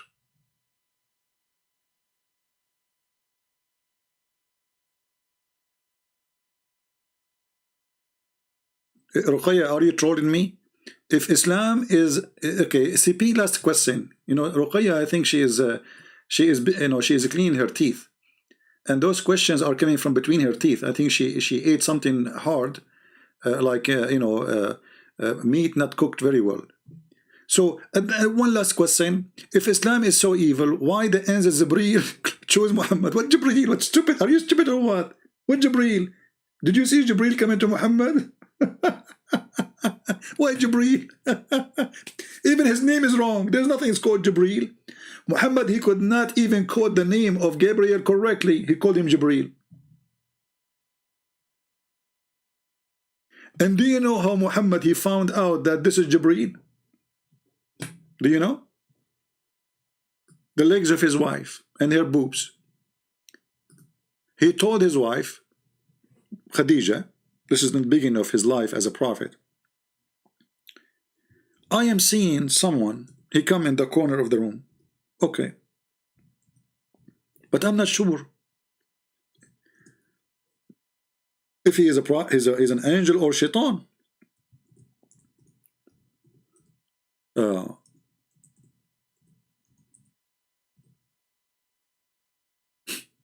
What Khadija she said? When you see him next time, let me know. And what we'll do? She will do striptease. This is the book of As-Sirah Nabawiyya, Ibn Hisham, page number 239, very number 1.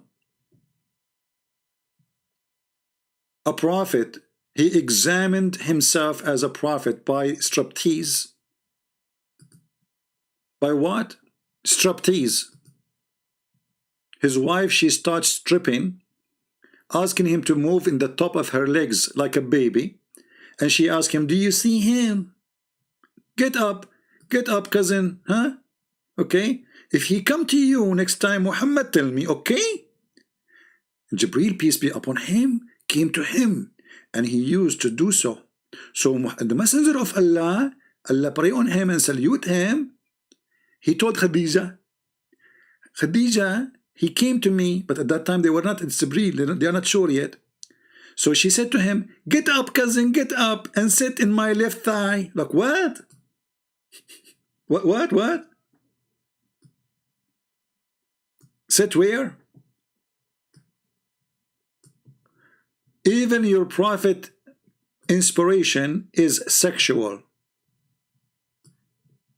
The angel been tested by the striptease, and then he said, so Messenger of Allah, you know, he get up and sat on her. She said to him, do you see him? He said, yes, I see him. She said, okay, turn and sit in the other thigh. And then the Prophet, Allah prayed on him, and not for him, sorry, for him, not to him. He said, do you see him? He said, yes, still I see him. And then he turned and sat in the right thigh. And she said, do you see him? He said, yes, I see him. Brother and sister, this is the most advanced technology at that time of the Prophet. At that time, there's no X-ray. At that time, there's no machine. At that time, there is no way to find out if this is an angel or not. So the Prophet, he was confused. And he was not sure. And now his wife, she's doing striptease. And now you will learn how the benefit of striptease, to encourage all the women to do striptease to their husband. Because this is the only way to find out if the Jibreel is there or not. What a stupid cult. She said, so he turned, and he sit in my lap. You see the translation here coming in stone. So she said to him, he sat in the top of her now, it's sexual position. Boom, boom. She said to him, and she took off her clothes. Do you see him? He said, yes. And now she will take off her clothes. She took off her, translation is not coming right. And he is in the top of her now. And she said, do you see him? Now this was like the end of the movie. Do you see him? Muhammad, he said no. Khadija, she said, oh, approved, glory to Allah. This is for sure is coming from Allah. Translation, he says gospel, which is not true. Okay? I swear by Allah, this is an angel. This is a prophet of God.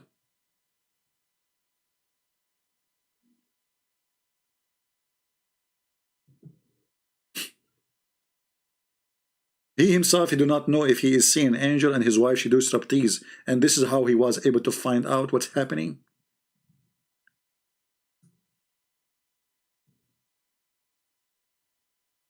By the way, I see somebody in the corner. But what I can do, I mean, I don't have a woman here to do what Khadija did to him. I'm unlucky.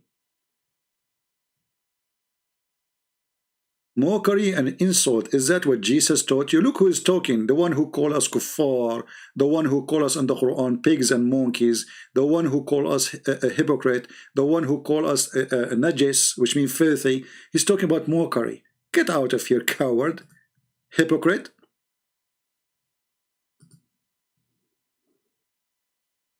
Your prophet not only called us names, filthy names, he ordered to kill us and to rape our women, and you're talking about mockery.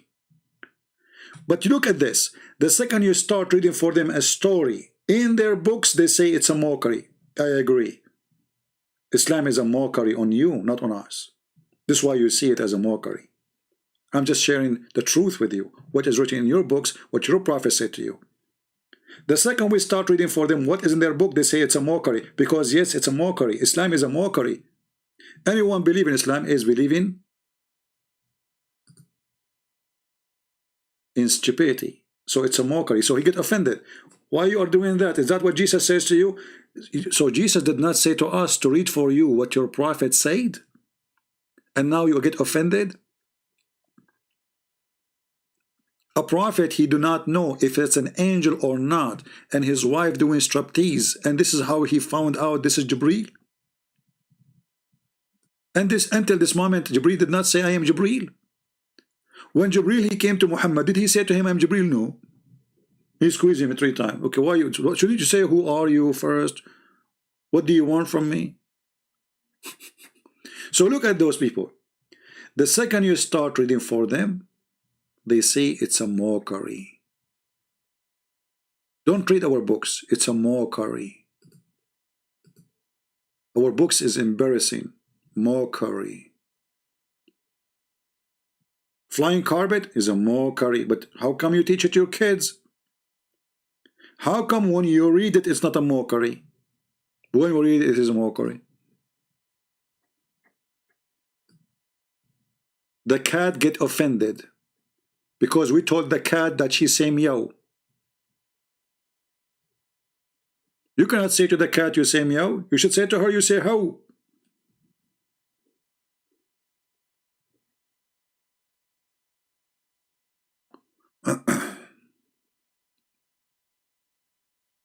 Chapter 3 verse number 45. Out of topic, please take a minute. I'm not sure what do you mean, but we will go to chapter 3 verse number 45. I'm not sure what you said about the last what? Last word?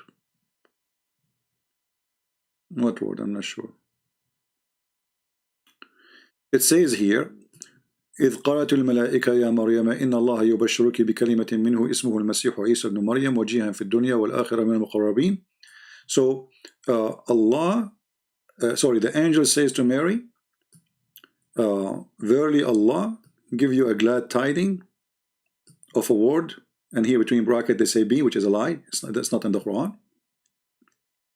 His name is Jesus, not Isa. There's no Isa here.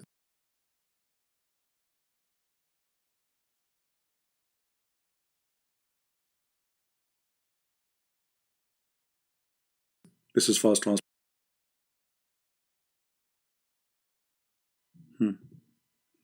I'm not sure why we lost connection.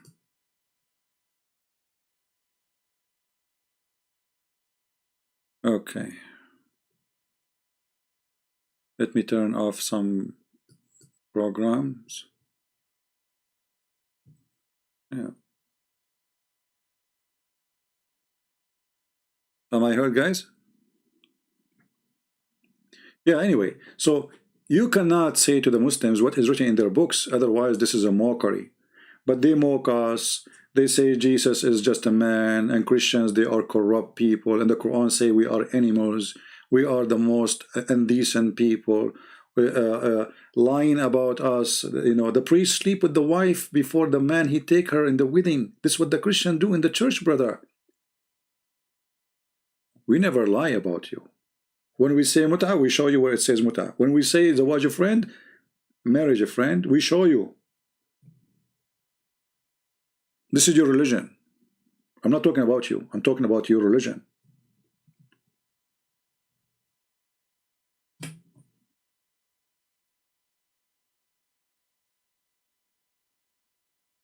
Please read Quran story about Jibreel and not a stupid prono online you find. You know, Ruqayya, I have to block you because obviously you're just a joke. Where is the story of Jibreel in the Quran?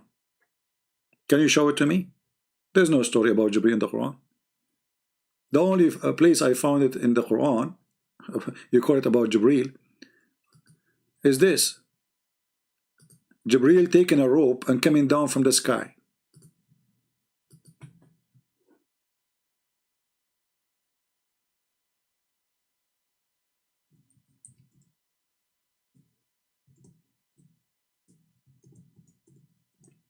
And then we ask the Muslims, who is this guy? They don't know. Is that Jibreel or Allah?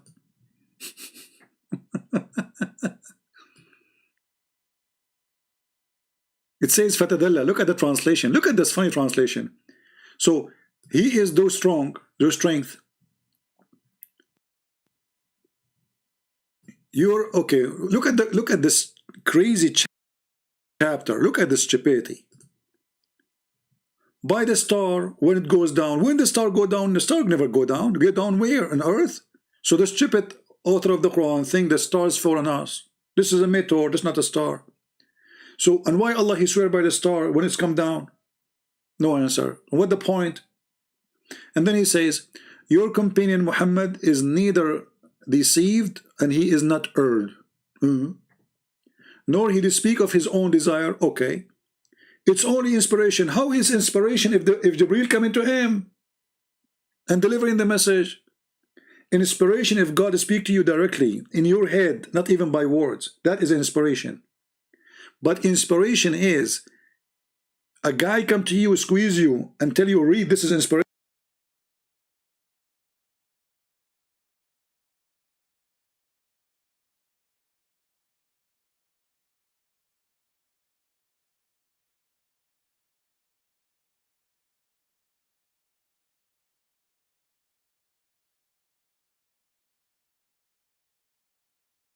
Since when?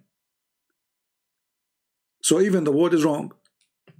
And then it says here, he has been taught the Quran by one mighty in power. Jibreel is one mighty. And here they put for you between two brackets Jibreel, but the verse doesn't say Jibreel. And there's no way Muhammad talking about Jibreel. Because Jibreel is one mighty in power. And why he don't say Jibreel if it's Jibreel? And then he is Dhu Mirrah. Okay, what does that mean? Free from any defect in the body and the mind. Like what? This is what Dhu Mirrah mean? If we change the translation, we will find different meaning. And Muhammad, he said, when he saw Jibreel in the hadith, he found him sitting in a throne. Jibreel sit in a throne. Why? He is Allah.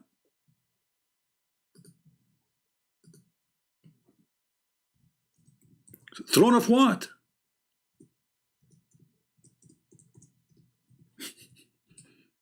Madness.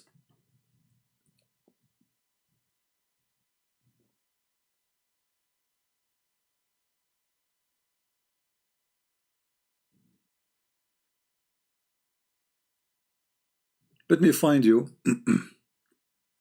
the hadith.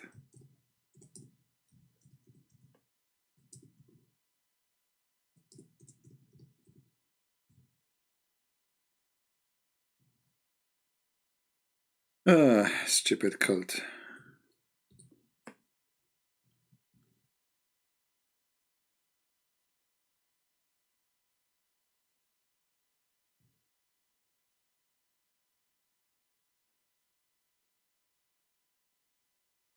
Let us find it. Hold on, give me a second.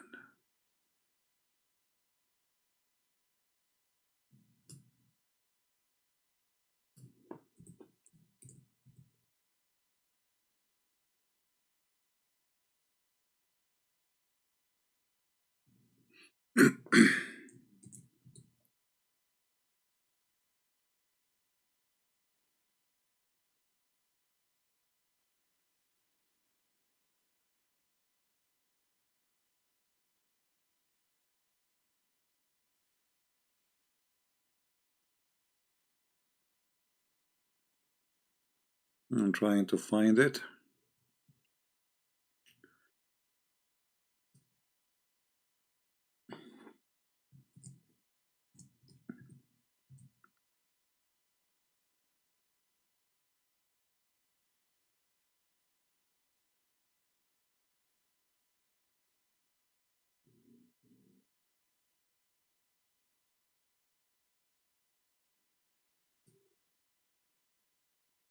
Anyway, the Quran itself, it says that he is on the throne.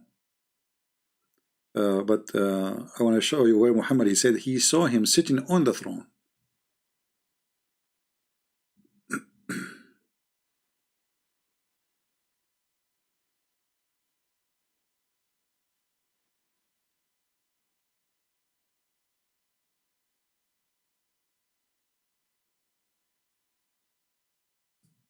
Let us see.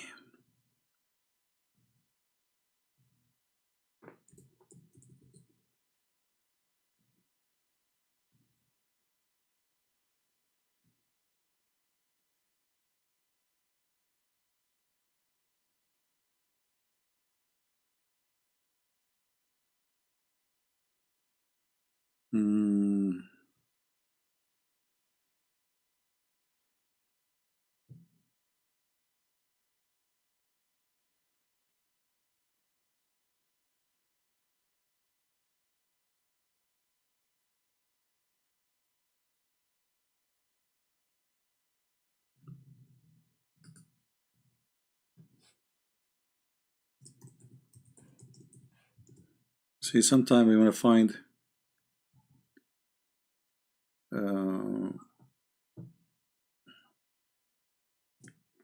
a hadith, it takes time, but it's okay.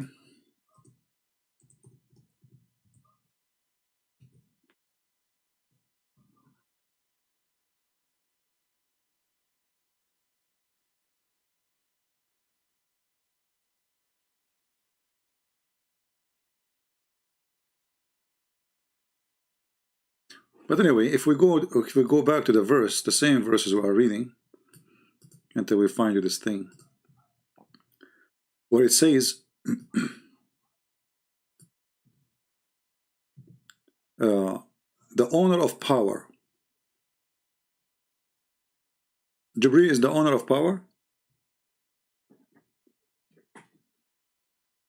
And then, and high rank, and then they put between bracket Allah. But nowhere it says Allah in the Quran. And the Lord of the throne. You see, it says the Lord of the throne. This is Jibreel. Anything you are seeing right now between two brackets is not in the verse.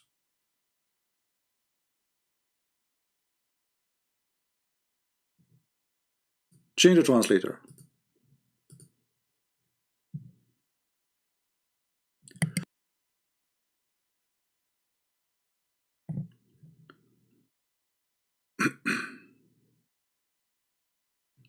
Let us see what translation. Let us see Biktal. It's a miracle when you try to change the translator, you know. Mighty established in the presence of the Lord of the throne. This is what it says? Okay. One, to be obeyed. You obey Jibreel? You obey Jibreel. What is this? Who is this one we're talking about?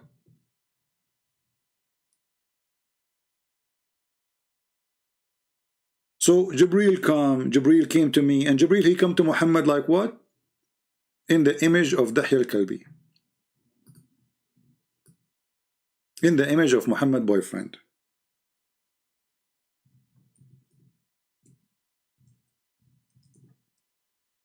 So anytime the Muslim, they see his boyfriend is sleeping late at night with him in his house,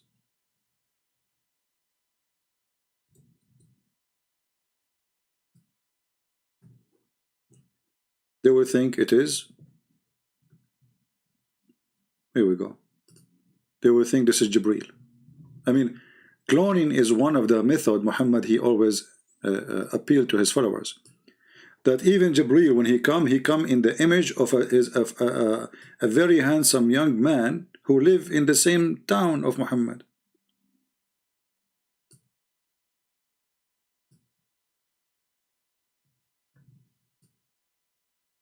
Even Jibreel is a clone. Jesus was a clone. Jibreel is a clone. I mean, everybody is a clone.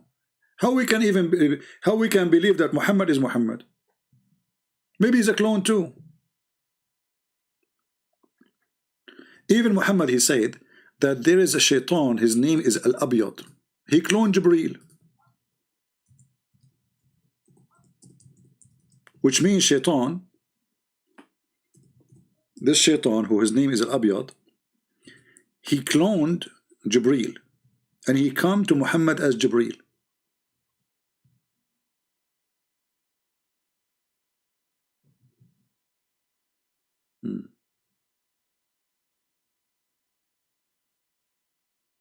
Let me see if I can find this one.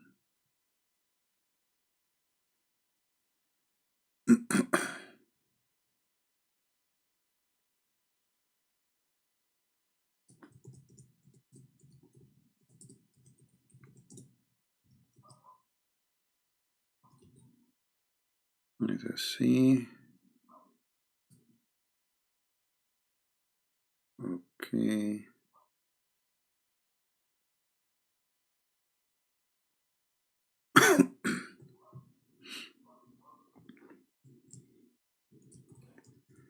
See how much work you need to do when you are trying to teach. Search for reference, look, your eyes hurt, and then nobody watch. Why? Because we don't have a picture. Okay.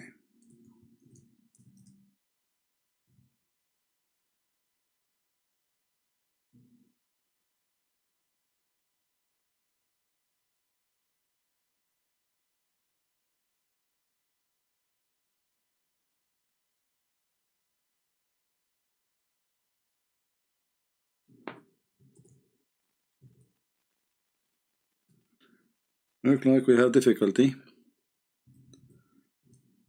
Uh,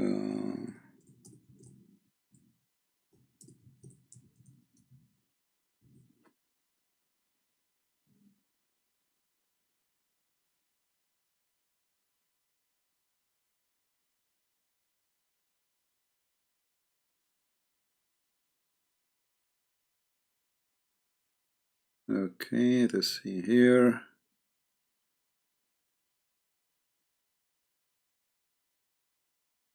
I found the hadith about the names of shaitan. I don't want this one. We want about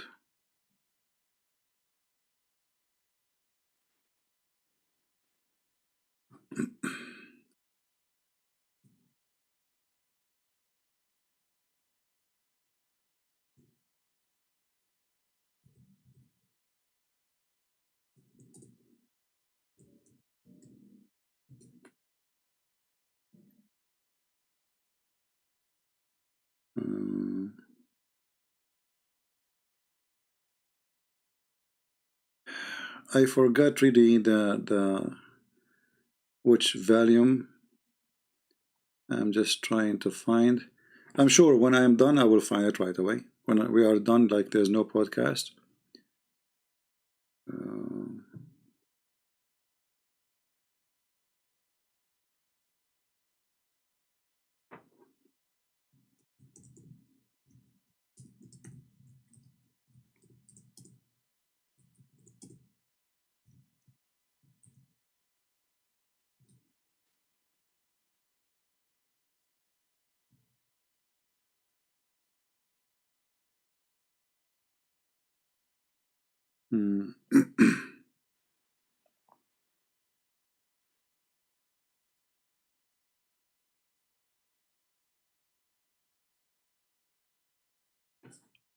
I cannot find it. And now the Muslim they say, see, you cannot find it.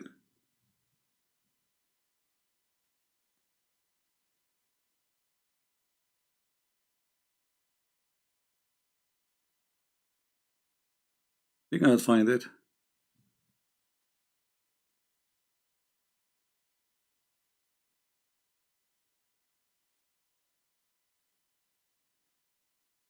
Maybe somebody find it. The funny, I am the one who give you all the links, and then when I need it, I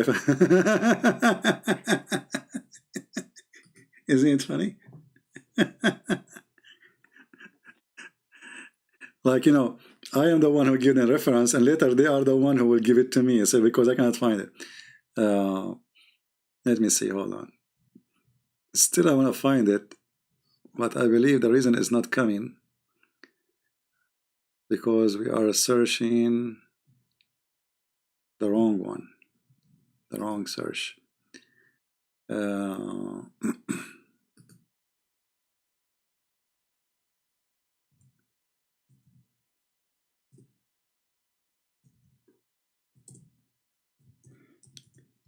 You see, when you search for something, you have to like put the exact word as it is in the book. Otherwise, it's not going to come. So you have to have a very sharp memory. All right.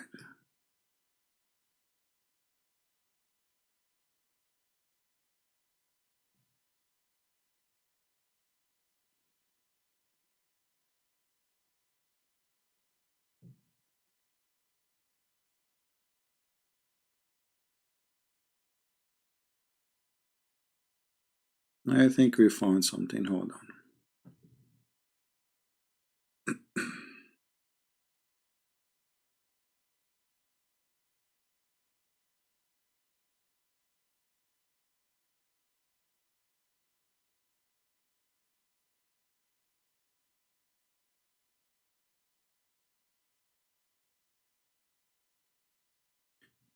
Okay.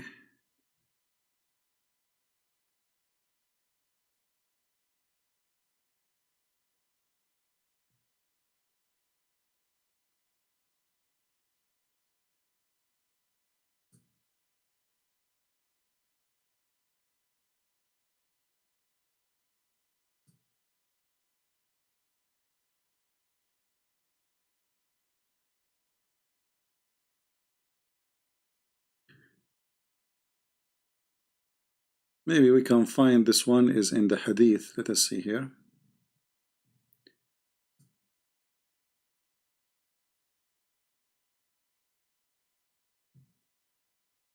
Let us try to find it here.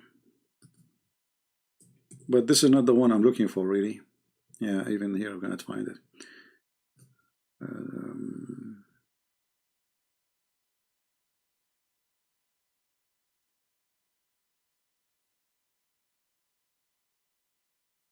I can find them in Arabic, but not in English.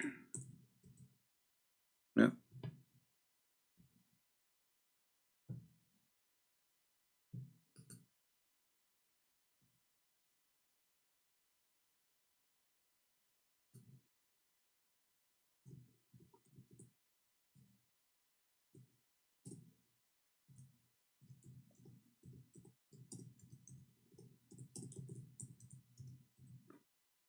Struggling to find it. Let's see.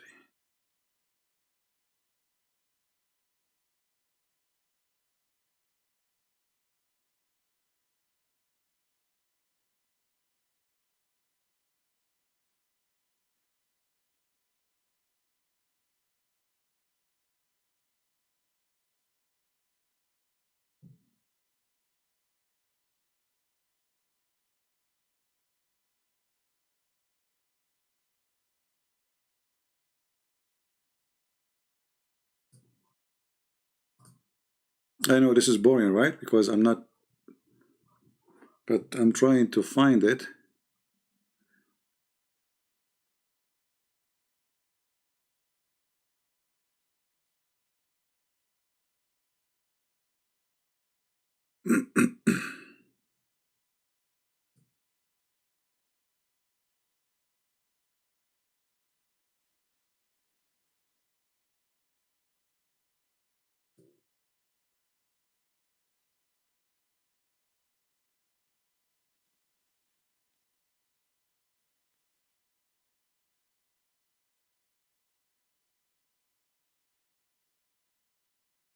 Oh boy. That's it. We are stuck.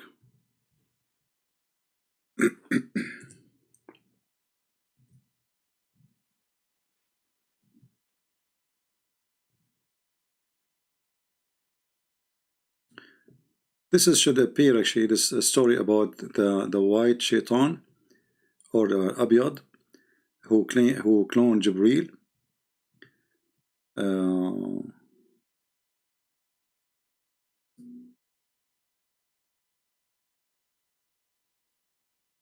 This should be in the interpretation of the Quran.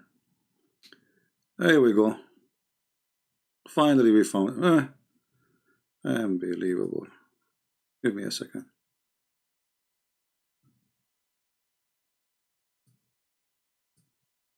You see, it took us time, but you know, it's worth it. All right. Finally, I found the reference. All right.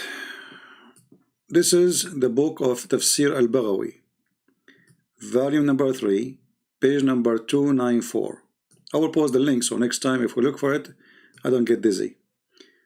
You see, because I forgot the issue, the reason the search is not coming, I forgot the volume number, and for sure I don't remember the page, but I forgot the exact sentence, because when you search you have to find that, you have to type the whole sentence, not only a word. So here it says, so this is the interpretation of the chapter of Al-Hajj, and verse number 54 to 58. It says here that Shaitan, his name is Al-Abyad, he came to Muhammad and he gave him the satanic verses. Let us translate to English.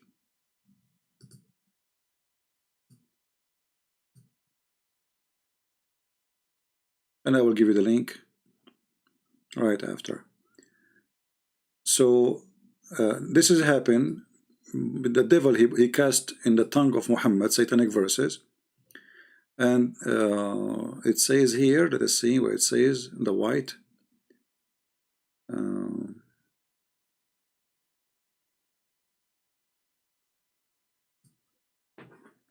The word white should appear there. It's not coming. Google Translation took it off. Yeah, it should say here. Let us try. Yeah, anyway, you see, like when in the page, it says here, the shaitan, his name is white. But in the translation, inside the page, it doesn't show. I don't know why. All right. So this is Tafsir al-Baghawi, verse number, chapter of Al-Hajj, verse number 52. A shaitan, he came to him. His name is white. He is the one who do that. I will find the reference where it says that he came to him. So what he did, the shaitan, he cloned Jibreel. So when Muhammad, he thought this is Jibreel because he looked like Jibreel. And that's why they call him white. Why? Because he came to him as a white person. When shaitan in Islam is a black person. So he cloned Jibreel, he come as a white person, and he gave Muhammad satanic verses. And this is why Muhammad, he accepted those verses to be from Jibreel, because he's white and he looked like him. True story again. So Muhammad here trying to find an excuse why he received satanic verses. He claimed that shaitan, he come to me in the image of Jibreel. Okay, so how I know? And he is white, so he was a white person.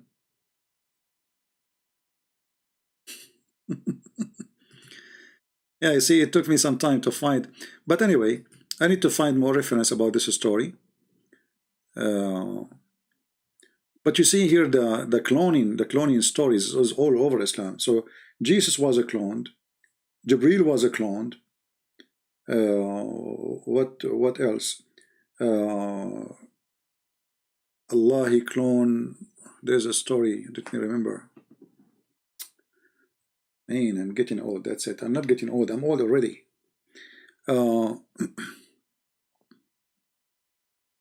This interpretation rejected by most of Muslim scholars. Oh, okay. And who is the scholars who say that? Can you show me? Al-Baghawi is the teacher of Ibn Kathir. You know what, Ruqayya, I think you're a troll. I don't think even you are a Muslim. Just go. Take care. I don't like people to troll here. Yeah, one of you is inviting me to join somebody group, you know, but then in Indonesia, I don't join group, sorry. Al Hayat TV. I receive a message. Please don't send me messages, guys, in Paltalk. I'm not going to read them even. But I don't join. I don't like to go in live broadcast with others. They can do their job. They can do what they want to do. You know, I don't enjoy interview style or, you know, group talk. I will enjoy it only if I have somebody debating me. But a bunch of Christians talking and all of them, they agree together, this sounds like a Muslim dialogue. You know, the challenge is to debate a Muslim and to show him he's wrong. Not a bunch of guys who agree with each other. And, you know, that's why I don't like those things. I get invitation from many people.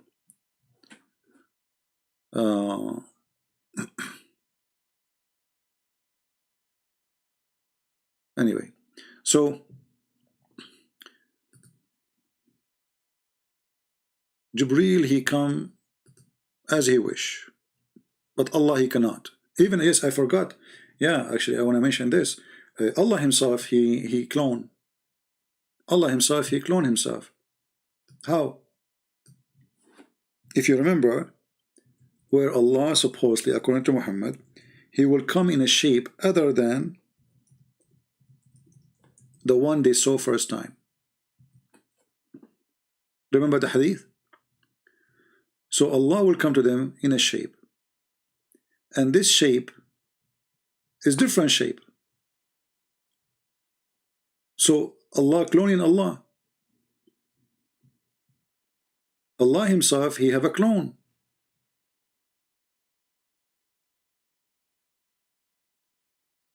You see, those are a clear reference. Look at this one.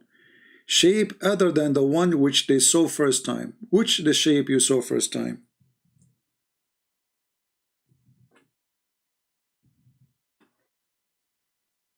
Do you see it? Then the Almighty will come to them in a shape other than the one which they saw first time. When Allah, he was seen by Muslims. By who? Any Muslim can tell me? And then here Allah is a cloning Allah. Allah is a cloning Allah. There's a shape of Allah, and now Allah is making a new Allah. New shape. Right? Searching Truth, chapter 24, verse number 40. My friend, in that verse it says there is a cloud. What does the cloud have to do with the deep sea? Don't you see? It says it's stormy and the cloud. So obviously it is. He's not talking about the dark deep in the sea as the deep sea. He's talking about like when it's dark in the sky and the waves are coming like crazy. Then because the storm is so crazy, the cloud is the one forbidding the sun from coming. So you can't even see your arm. My friend, the answer is always there. When Muslim they make a fabrication, you can get them busted in the same claim. Same claim is the one. You can read the verse and then you will laugh. And then don't forget to read the verses after it, because the verses after it will show how stupid Allah is. Aka Muhammed. Allah, he sent hails from mountains in heaven. Always when Muslim they come to you with something, get them busted from the same claim. This is the verse. Read it.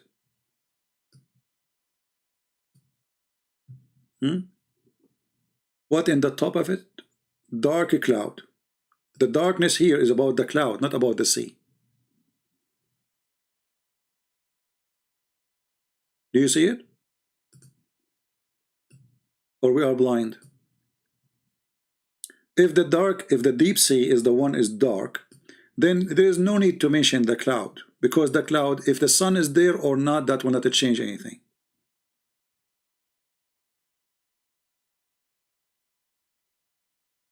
Did you hear me? The one who mentioned the question? I forgot your name. If the Quran is speaking about what is in the deep sea, how dark it is, then there is no need to mention the cloud. And the cloud in the darkness mentioned after the word cloud, not before. So how come the Muslim did not see the cloud and the darkness of the cloud, but they say the darkness there is the word go back to the sea? So what the point of the cloud? You see, in the deep sea, even if it's the most sunny day, still it's dark. So there's a cloud or not, it doesn't make a difference. Same time, I mean, Jeddah is just a few kilometers away from Mecca, and people there used to do for living, they dive for pearls and fishing. So anyone he dive a little bit, he will see that the more you go in the water, it's dark. It's not a secret. You don't need to be a genius. This is not a science. So did he say like inside the deep sea it is dark and that's it? No. And it's at the same time, read the verses after it. Look, Allah, he sent hail from mountains in heaven. Read carefully. He sent down from heaven mountain where is hail. This is science.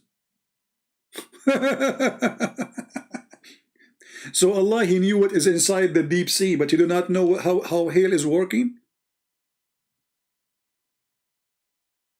Do you see it?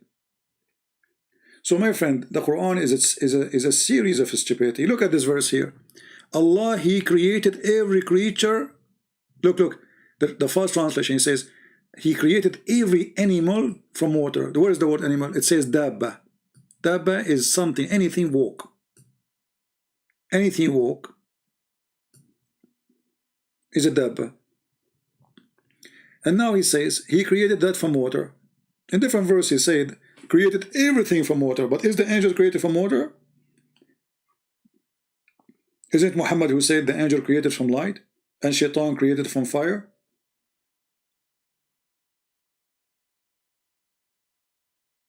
And then he says, and he created some who they walk in their belly. In which language you say walk in their belly? They don't walk in your belly, you creep.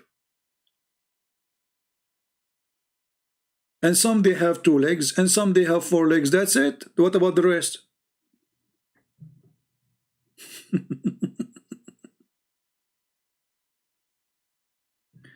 There's no need to call people names and say, shut up, you donkey, my friend. Why vendetta? Otherwise, we will give you time. Behave yourself, people.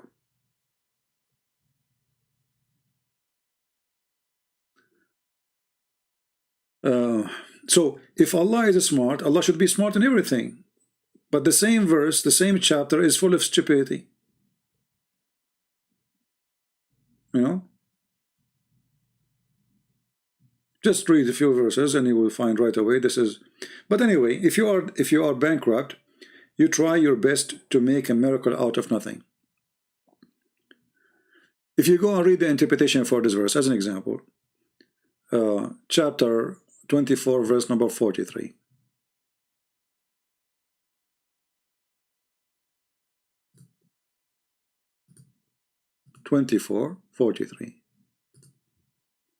Look at this madness. How come the Muslims don't make a video about it? Or Allah is smart in one place, they don't want to talk about the rest? Just 2 verses after it. They don't want to mention it because it's horrible. Okay. Where Allah He sent, how He make hail. He have mountains of hail in the sky. Read it. He sent down from the heaven mountain wherein is hail. He says he sent down hail from mountains in heaven. Do you see it? Is that how hail is made?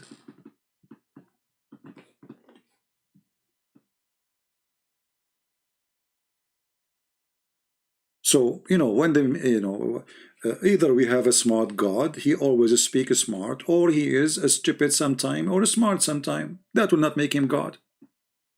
That will make him a fool.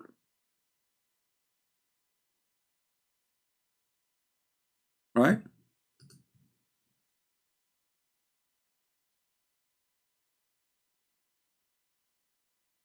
Anyway, any other question before we go?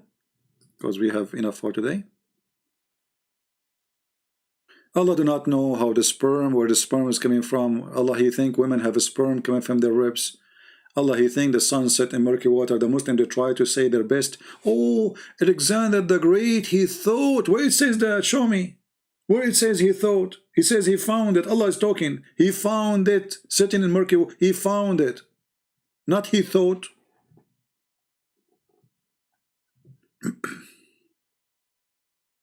Some say that Allah become a fire and come in the tree. The Muslim, you see, the Muslims are confused. This is the story, a story from the Bible, right? When God He came to Moses, He saw a fire in the bushes. The same story exists in the Quran, but that story make the Muslim confused, and nobody dare even to explain it.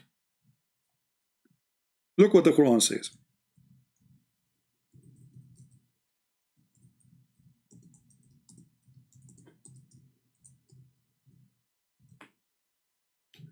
Chapter 27, verse number 8.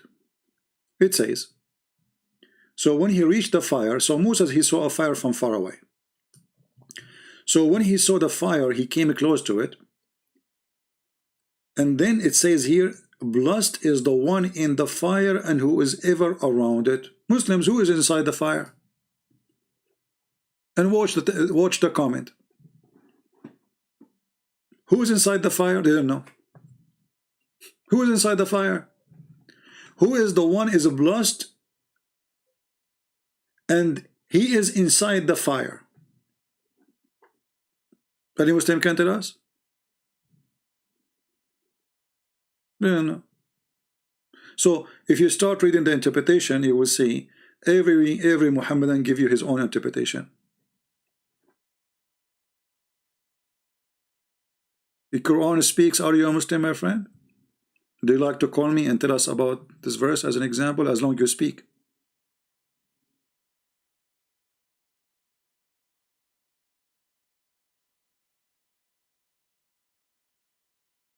Didn't know. So if Allah is inside the fire, that is funny, because what he is doing inside the fire. If Allah is the fire, then say so. The tree, when Moses came to the tree said, the tree spoke. A voice came from the tree, from the holy ground. I am Allah. Okay, wonderful. What was in the tree? There's a fire. Who was in the fire? Plus is the one in the fire.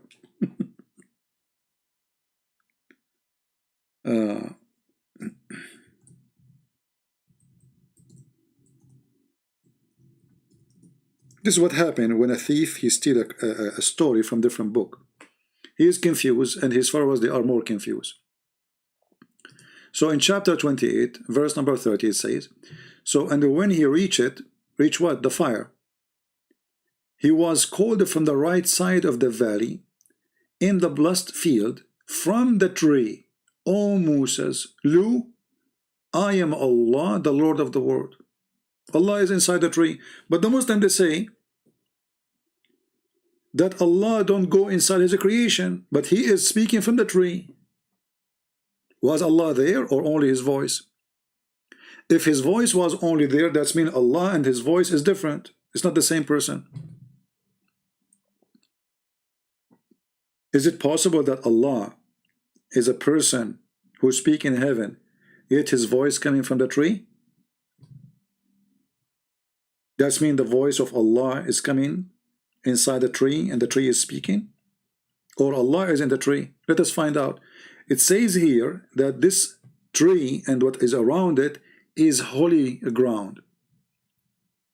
Do you see it? So Allah, he said to him, take off your shoes.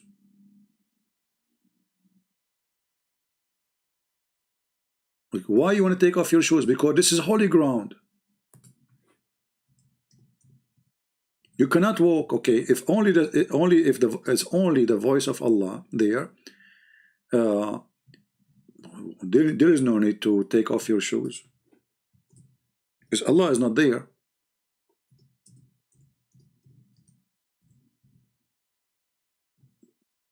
And the funny in the Quran, this is why you have to have a lot of knowledge, because the story is not in one chapter. As you see, look all over. You know, this is a different chapter. Chapter 20, verse number 12. But why the story is mentioned in many places? There's no point, because this is not a book. So here it says, Moses, he saw a fire from far away. He said, he told to his family, I'm going to go and get a fire, because he don't know, he don't have a fire with him. So he came to the fire, and when he reached the fire, he was called, O Moses, Lu, I am the Lord. So take off your shoes. Why we are taking off our shoes? Because Allah is there.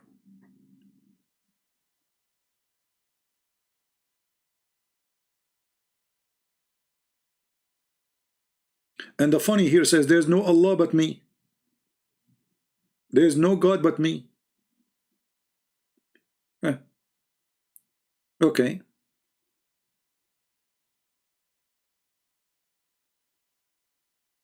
You see, Islam is a religion as long as you don't ask questions. The second you start asking questions, you see all the trouble. This is why chapter 5 verse 101 says, ask no questions.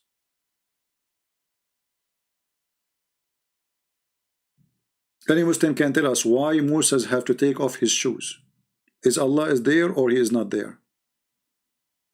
And wait for the answer. Maybe it's going to come next year. Is the voice of Allah is one of the element of Allah?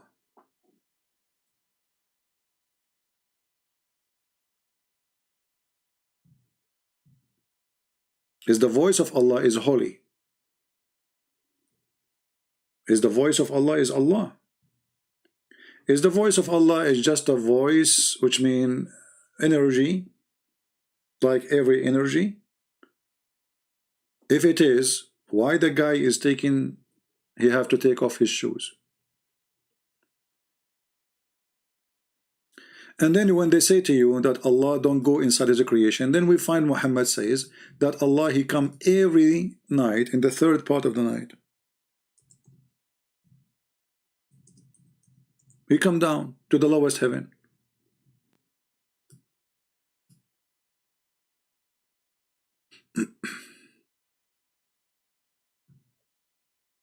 You know the hadith.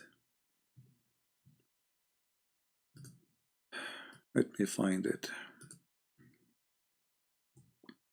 So simply, Islam is a chain of contradictions.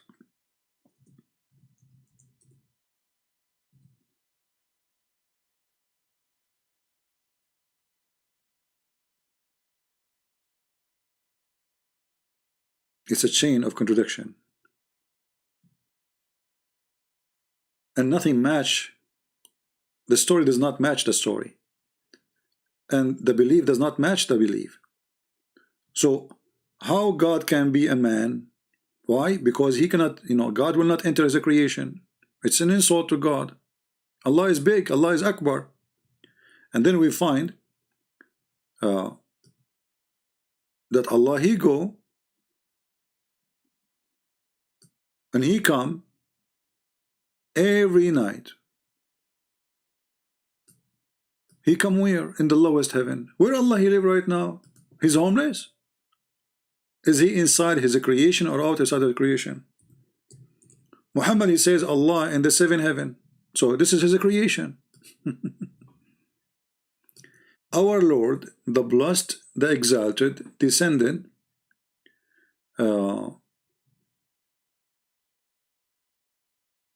every night to the lowest heaven. So how you Muslim, you saying you refuse to accept that God can be inside his creation, and now Allah is in the lowest heaven. There is 7 heavens. Allah have to go through heaven number 7, 6, 5, 4, 3, 2, 1, and there he stopped. Do you see it? So simply, Islam is a collection of legends and stories, and there is no religion, because Islam does not match Islam. So do Muhammad know what he's talking about? Can Allah be inside his creation or not? When the Quran says that after Allah he finished creating the earth, he went up to heaven. So where he was? That means he was inside his creation.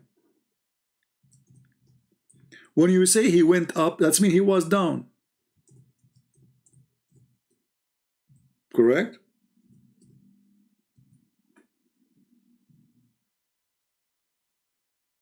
Look, all those verses saying the same thing. Allah, he mounted in the top of the throne after he finished creating the earth and the heaven in 6 days. So where was Allah? Why he stepped down the throne? They don't know.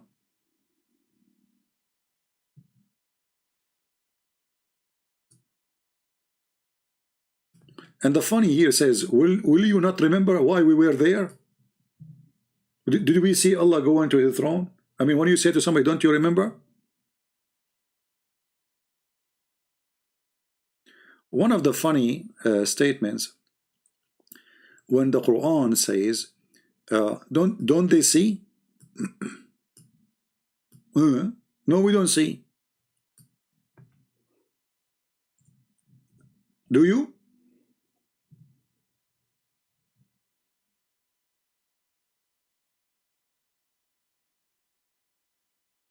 Muslim, did you see when Allah he created the earth and the heaven? No. So why the Quran says, did you see?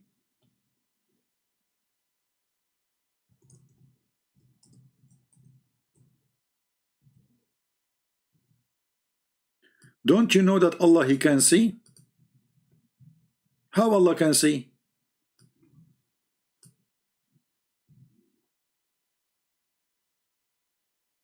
I thought Allah is blind. I'm surprised now.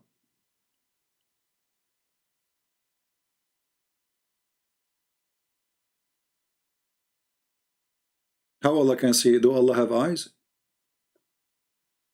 Zakir Naik, he said, Allah he see. How we see, we don't know. Allahu alam. Allah he see. He says, yes. He hear. Yes. How he hear? Allahu alam. Allah have a body. Yes. How his body look like? Allahu alam. So what is your religion? What is exactly your religion? What do you have? You have nothing. You don't know about, they don't know anything about their God. Allah he see. How do you see? We don't know. Allah have eyes. How his eyes? We don't know. Allah he can hear. How he hear? We don't know. Allah have a body. How his body? We don't know. So what do you know? What do you know about this God? Nothing. Their God is just an idea of somebody. His name is Allah, which means God-lah. Okay, who is this God? Nobody knows. Even you ask a Muslim, who is Allah? He says the creator. Well, the Quran says he is the best of the creators. How Allah is the creator? When you say the creator, that's mean all inclusive. Exclusive, sorry. I mean, it means him, only him. No, there's no other creator. Chapter 6, 102, it says, he is the one who created everything, so worship him. Wonderful. Chapter 13, verse number 16, he is say that Allah is the one who created everything. Wonderful. And then he say in chapter 23, verse number 14, Allah is the best of the creators. Not wonderful. Because either there is other creators or Allah is lying. Is he the best of the creators? Or the verse here is exaggerating?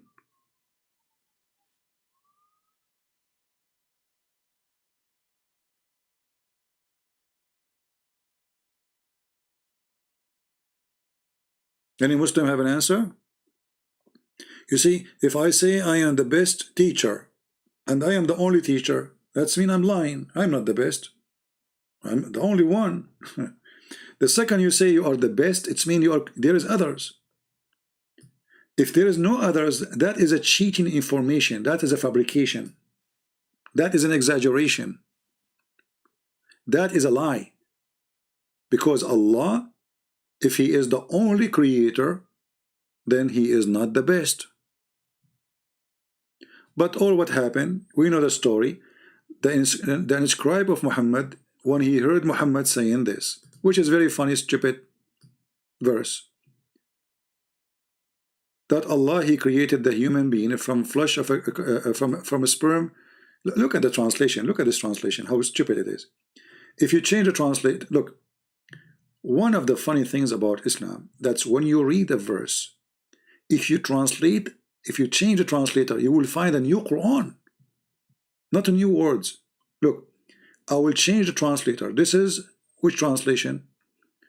This is Biktal. I will go to Yusuf Ali. Look at the magic will happen. I just changed the translator. I did not change the Quran. Then we made the sperm into a clot of congealed blood. What kind of God he say that? The sperm became congealed blood? This is how the baby, the first step of the baby is sperm become blood. That's God talking supposedly.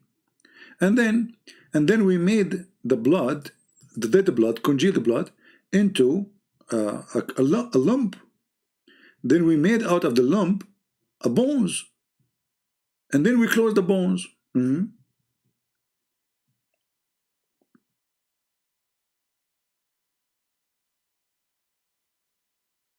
Supposedly Allah is telling you how he created you. So, and then he says he is the best. And look, we just changed the translator. Look what happened. The best to create. Where is the word the creators is gone? You see? We changed the translator. The word the creators is gone. Liar. So, to make it simple, Islam is a collection of stupid stories. All of it is a theft. Muhammad is nothing but a if he exists. I'm not sure if he exists anyway. But I don't discuss this topic about his existence because it doesn't make any difference. There's hundreds of millions believe in him, exist or not. So I discuss the stupid things he said, not if he exists or not. But if you look with me for a second, you will find that everything there is wrong. When you say I am the best of the creators, And you know, when Allah He says He is the one who created everything, so why the Quran says that that Jesus says, I create for you? Didn't Jesus in the Quran says, I create for you, and then it says by the permission of Allah? That doesn't matter by permission of Allah or not. He is a creator. Jesus is a creator.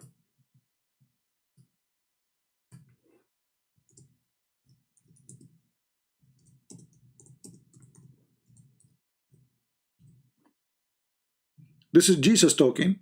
Says, I create for you. He did not say Allah will create for you.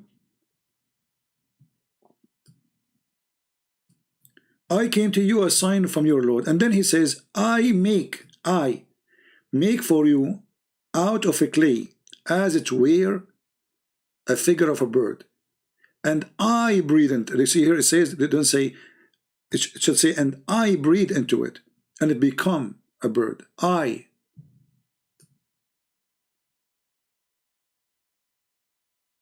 Inni akhluqu lakum. I create.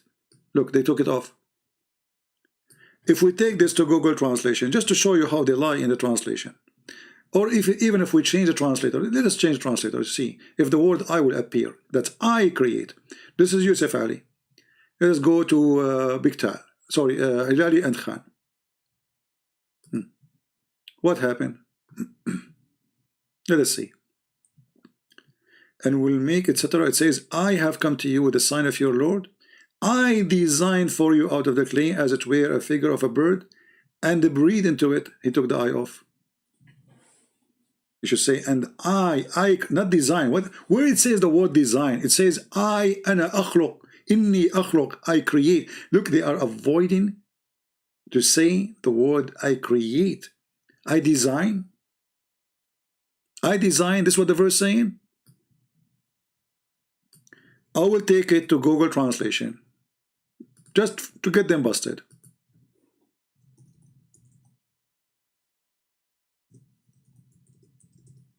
Give me a second to open it. All right. So this is Google Translation. I will copy the words as it is. إني أخلق لكم من الطين كهيئة الطير. Copy. Does it say I create? Let us open the screen for you. Here we go. I will copy in front of you. Does it say I create? Why they are saying I design?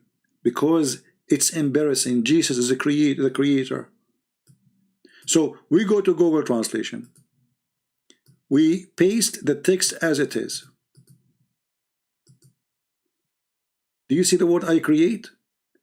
If you read all the translation, you will not find the word I create. Check it out. I don't know if you will find it. But we keep trying, we keep changing translation. We don't find where it says I create. Why they don't want to show you that the Quran is saying that Jesus said I create? Any Muslim can tell us? For this is very embarrassing, because if Allah is sending a miracle to Jesus, then Jesus is not a creating. So this is a false statement. Correct? If I fashion for you, I am not creating. If I fashion a mud, that is not a creation. When I say I create and I breathe, you see the word I in translation is gone again. All the I, where Jesus he is speaking, it's gone. I create. I breathe into it. I. Who is breathing? Jesus, not Allah. If Allah is the one doing the creation, then Jesus he fashioned it. Allah he blew the soul in it. Okay, that makes sense. But the one who blew the soul in the clay is Jesus. So from the breath of Jesus life come. How that can be if Jesus is just a man? The Muslim, they say the verse says by Allah permission. Well, you give me permission to drive a car or not, it doesn't change the fact that I can drive cars. So if you are saying to me that Allah, He gave Jesus ability to create, that means we have two creator. And one of the unique things about God that He can create. So Jesus, He is a unique person anyway, for He can create like God. But yet He's not God for you. So how He is not God, but He is a person who can do what God can do? According to this story here, right now in the space, we have a flying birds created by Jesus.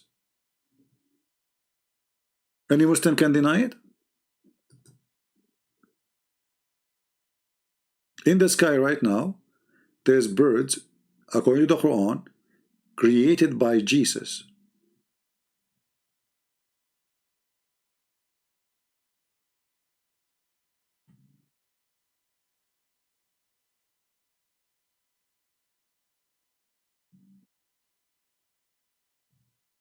Any Muslim?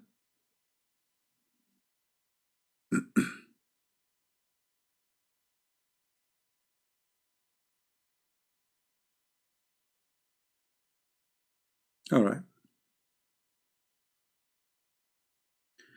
All right, I think we have enough for today. This is one of the funny things about our broadcast. We say we are going to leave an hour ago, and it keep going. But what we can do, I mean, ideas come after ideas, a question, they come. This is why sometimes I like to disable the chat, actually. So from now on, I think what I would do, when I want to make the video short, I will disable the chat so I can keep it short. I said to myself, man, I mean, it is Saturday night. It's already, we are Sunday, actually. Saturday night. And I'm going to talk about Islam. I mean, come on, it's disgusting. But what I can do? So I said, okay, let me make it maybe half hour. And how long we are here now? Honestly, I have to disable the chat next time, maybe. To make it, when I decide to make it short, we will keep it on, the chat on, when I want to stay longer. If I want to make it short, I have to disable the chat. Forgive me. Because and sometimes chat is, you know, I mean, crazy. But anyway, I think all of you are convinced now, and now let us memorize what we learned. How Allah created the cat. Who remember? How Allah created the cat? Who remember? Nobody remember.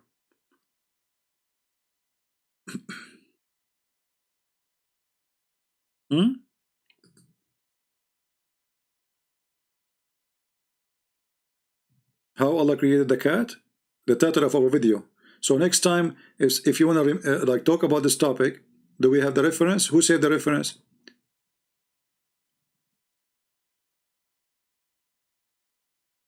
I'm waiting for the answer. Allah created the cat from the sneeze of the lion. Who saved Shaitan? Shaitan, he hold the donkey from his tail. So Noah, he allowed him to jump in the ship with the donkey. Why Allah created the cat? There was a mice in the ship. Noah, he allowed the mice to get in the ship with her husband. And the people, they were afraid that the mice will eat their food. So Allah, he inspired the lion after he gave him a fever to sneeze. And the second he sneezed, a cat came from his mouth. And this is the link from Tafsir Ibn Kathir in Arabic. You can use Google translation, which is not really a good translation, but better than nothing. All right. So this is how we learned two things today, many things, but the major things we learned that Shaitan, he wanted to save himself from the flood of Noah, and the Muslim trying here to find a reason. How come Shaitan did not die in the flood of Noah, brother? Isn't the flood kill everybody evil? Did Shaitan swim? So Muhammad, he come with this fabricated story that Shaitan, he hold the donkey from his tail, and he don't want the donkey to get in unless he can get in too. And Noah give up because the water is coming. So he told the donkey, get in even if Shaitan is with you. And this is how Shaitan was able to get in. True story. And then the people complain that the mice is inside. This is the story here. They complain that the mice are inside the ship and the mice is going to eat their food. So Allah, He made the lion sneeze and then the cat came out and the problem solved. So now we understand that Allah, He cared for us. I mean, look at it.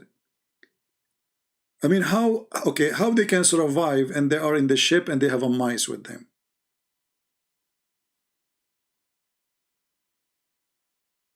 Allah found a solution right away. Allah, before that moment, there was no cat. Enter the flood of Noah, there was no cat. There was a lion, but there's no cats. But then Allah, He found that He missing something. When they told the story about the mice is going to spoil their food, is going to eat it. So Allah, He decided to do something fast in the moment. He could not have created, I mean, look, the Muslim, they say Allah, He said B is going to be. No, Allah, He make you sneeze and then He creates something from your sneeze. So He made the lion sneeze and right away cat came out. It's not like a cat is going to carry a baby, a little kitten, they will come after a few months. No, they need the cat right now. The mice will eat their food. Because Noah, he put in the ship from every animal, male and female, wife and husband. So Mrs. Mice and her husband, Mr. Rat, they were in the ship and now they are afraid that is going to spill their food. And then when Allah, He inspired the lion to sneeze, a cat came out from his mouth.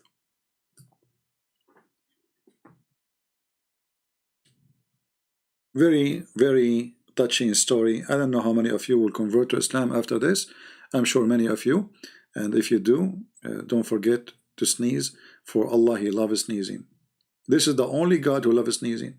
Have you ever heard of a God beside Allah loves sneezing?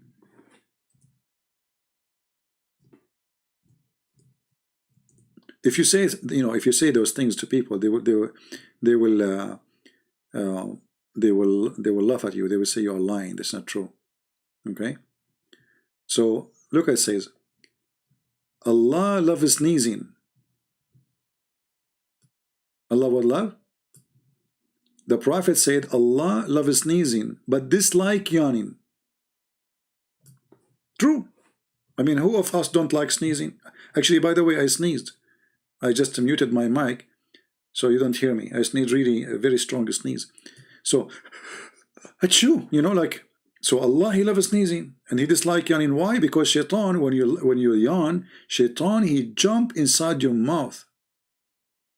And Shaitan, he laugh at you when you do like, ha, ha, ha, ha. This is true. This is always true.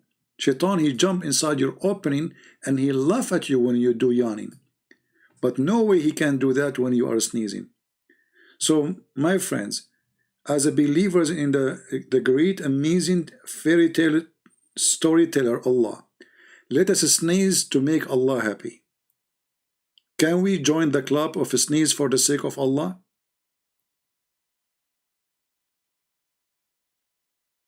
If I make a book right now, says sneeze for the sake of Allah, what the Muslim will say? Can you blame me? If I make a book says sneeze and go to heaven. If I make a book it says the relationship between Allah and sneezing. If I make a video it says why Allah do like sneezing. Any Muslim can answer me why Allah like sneezing. Why Allah He love it? Actually it says He loves sneezing. Why Allah loves sneezing? Any Muslim can tell us? What a mystery. Don't you like mystery? Allah, He loves sneezing. That's unique. Not like the God of the Christians. He don't love sneezing. He didn't say anything about sneezing. There's a huge difference. Did the God of the Hindus says, or the gods of the Hindus says anything about, do the God of the Hindus love sneezing? I don't know. Do Buddhas love sneezing? Only Allah loves sneezing. This is the flu God. The more flu we have, Allah is happy. Like Allah now, I can assume now. Actually, I guarantee you that in winter time, Allah is so happy. He loves sneezing. Winter come, flu come, people sneeze, your nose start running, which is funny English. I mean, how in the world this English work? Nose is running? What running nose? I mean, your nose is there. But anyway, the English is the same as the Quran sometimes. The nose is running. The same as the stone of Moses who stole the clothes of Moses and start running. Anyway, things happen. So, you know, I mean, we have to appreciate this sneezing, love God. And now in winter, I can guarantee you that Allah is like having his best time, winter time. How many million sneeze a day, especially with Corona? Allah is so excited. You know? Once I opened a chat room in Paltalk, I called it, let us sneeze for the sake of Allah. The Muslims, they went to Paltalk admins and complain. Why you complain? I mean, what's wrong with you? I open a chat, it's called sneeze, let us sneeze for the sake of Allah. You take the mic, you sneeze, we make Allah happy. Why you get upset? This is what your Prophet saying. Sneezing is from Allah, not only from the flu, it's from Allah. Don't you know that? Sneezing is from Allah. Look, read carefully. And as you see, this is Sahih. The sneeze is from Allah, the yawn is from Shaitan. True story. Can you have the chapter? My friend, anytime you watch my videos, you want to find those things, you can just type those words in the website. Just type exactly, let us say here, the sneeze is from Allah. Just, you know, type those words in the search engine and you will find the hadith. But anyway, I will give you the link. And actually the admin is posting the link anyway.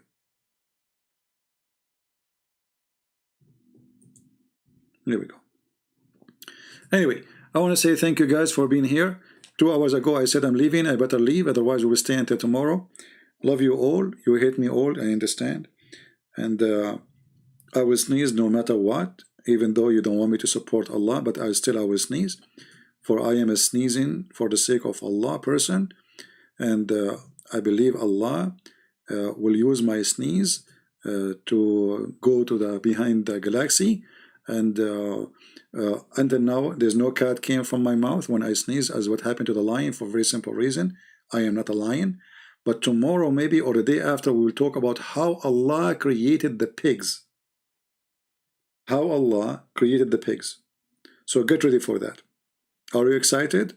You will not believe it, how Allah created the pigs. So now we learn how Allah created the dog from the spit of Shaitan, the cat from the sneeze of the lion, and soon how Allah created the pigs. And you will not believe it. Thank you very much for being here. May the Lord bless you all. You know, care for the Muslims, love them, don't hate them. Try to teach them and show them the truth, and the truth will set them free. We might sound like we are doing comedy here, but what we can do, Islam is a comedy, nothing in my hand. Change your books so I will not be laughing, because your books is laughable. I have to say. Thank you, God bless you, and see you soon again.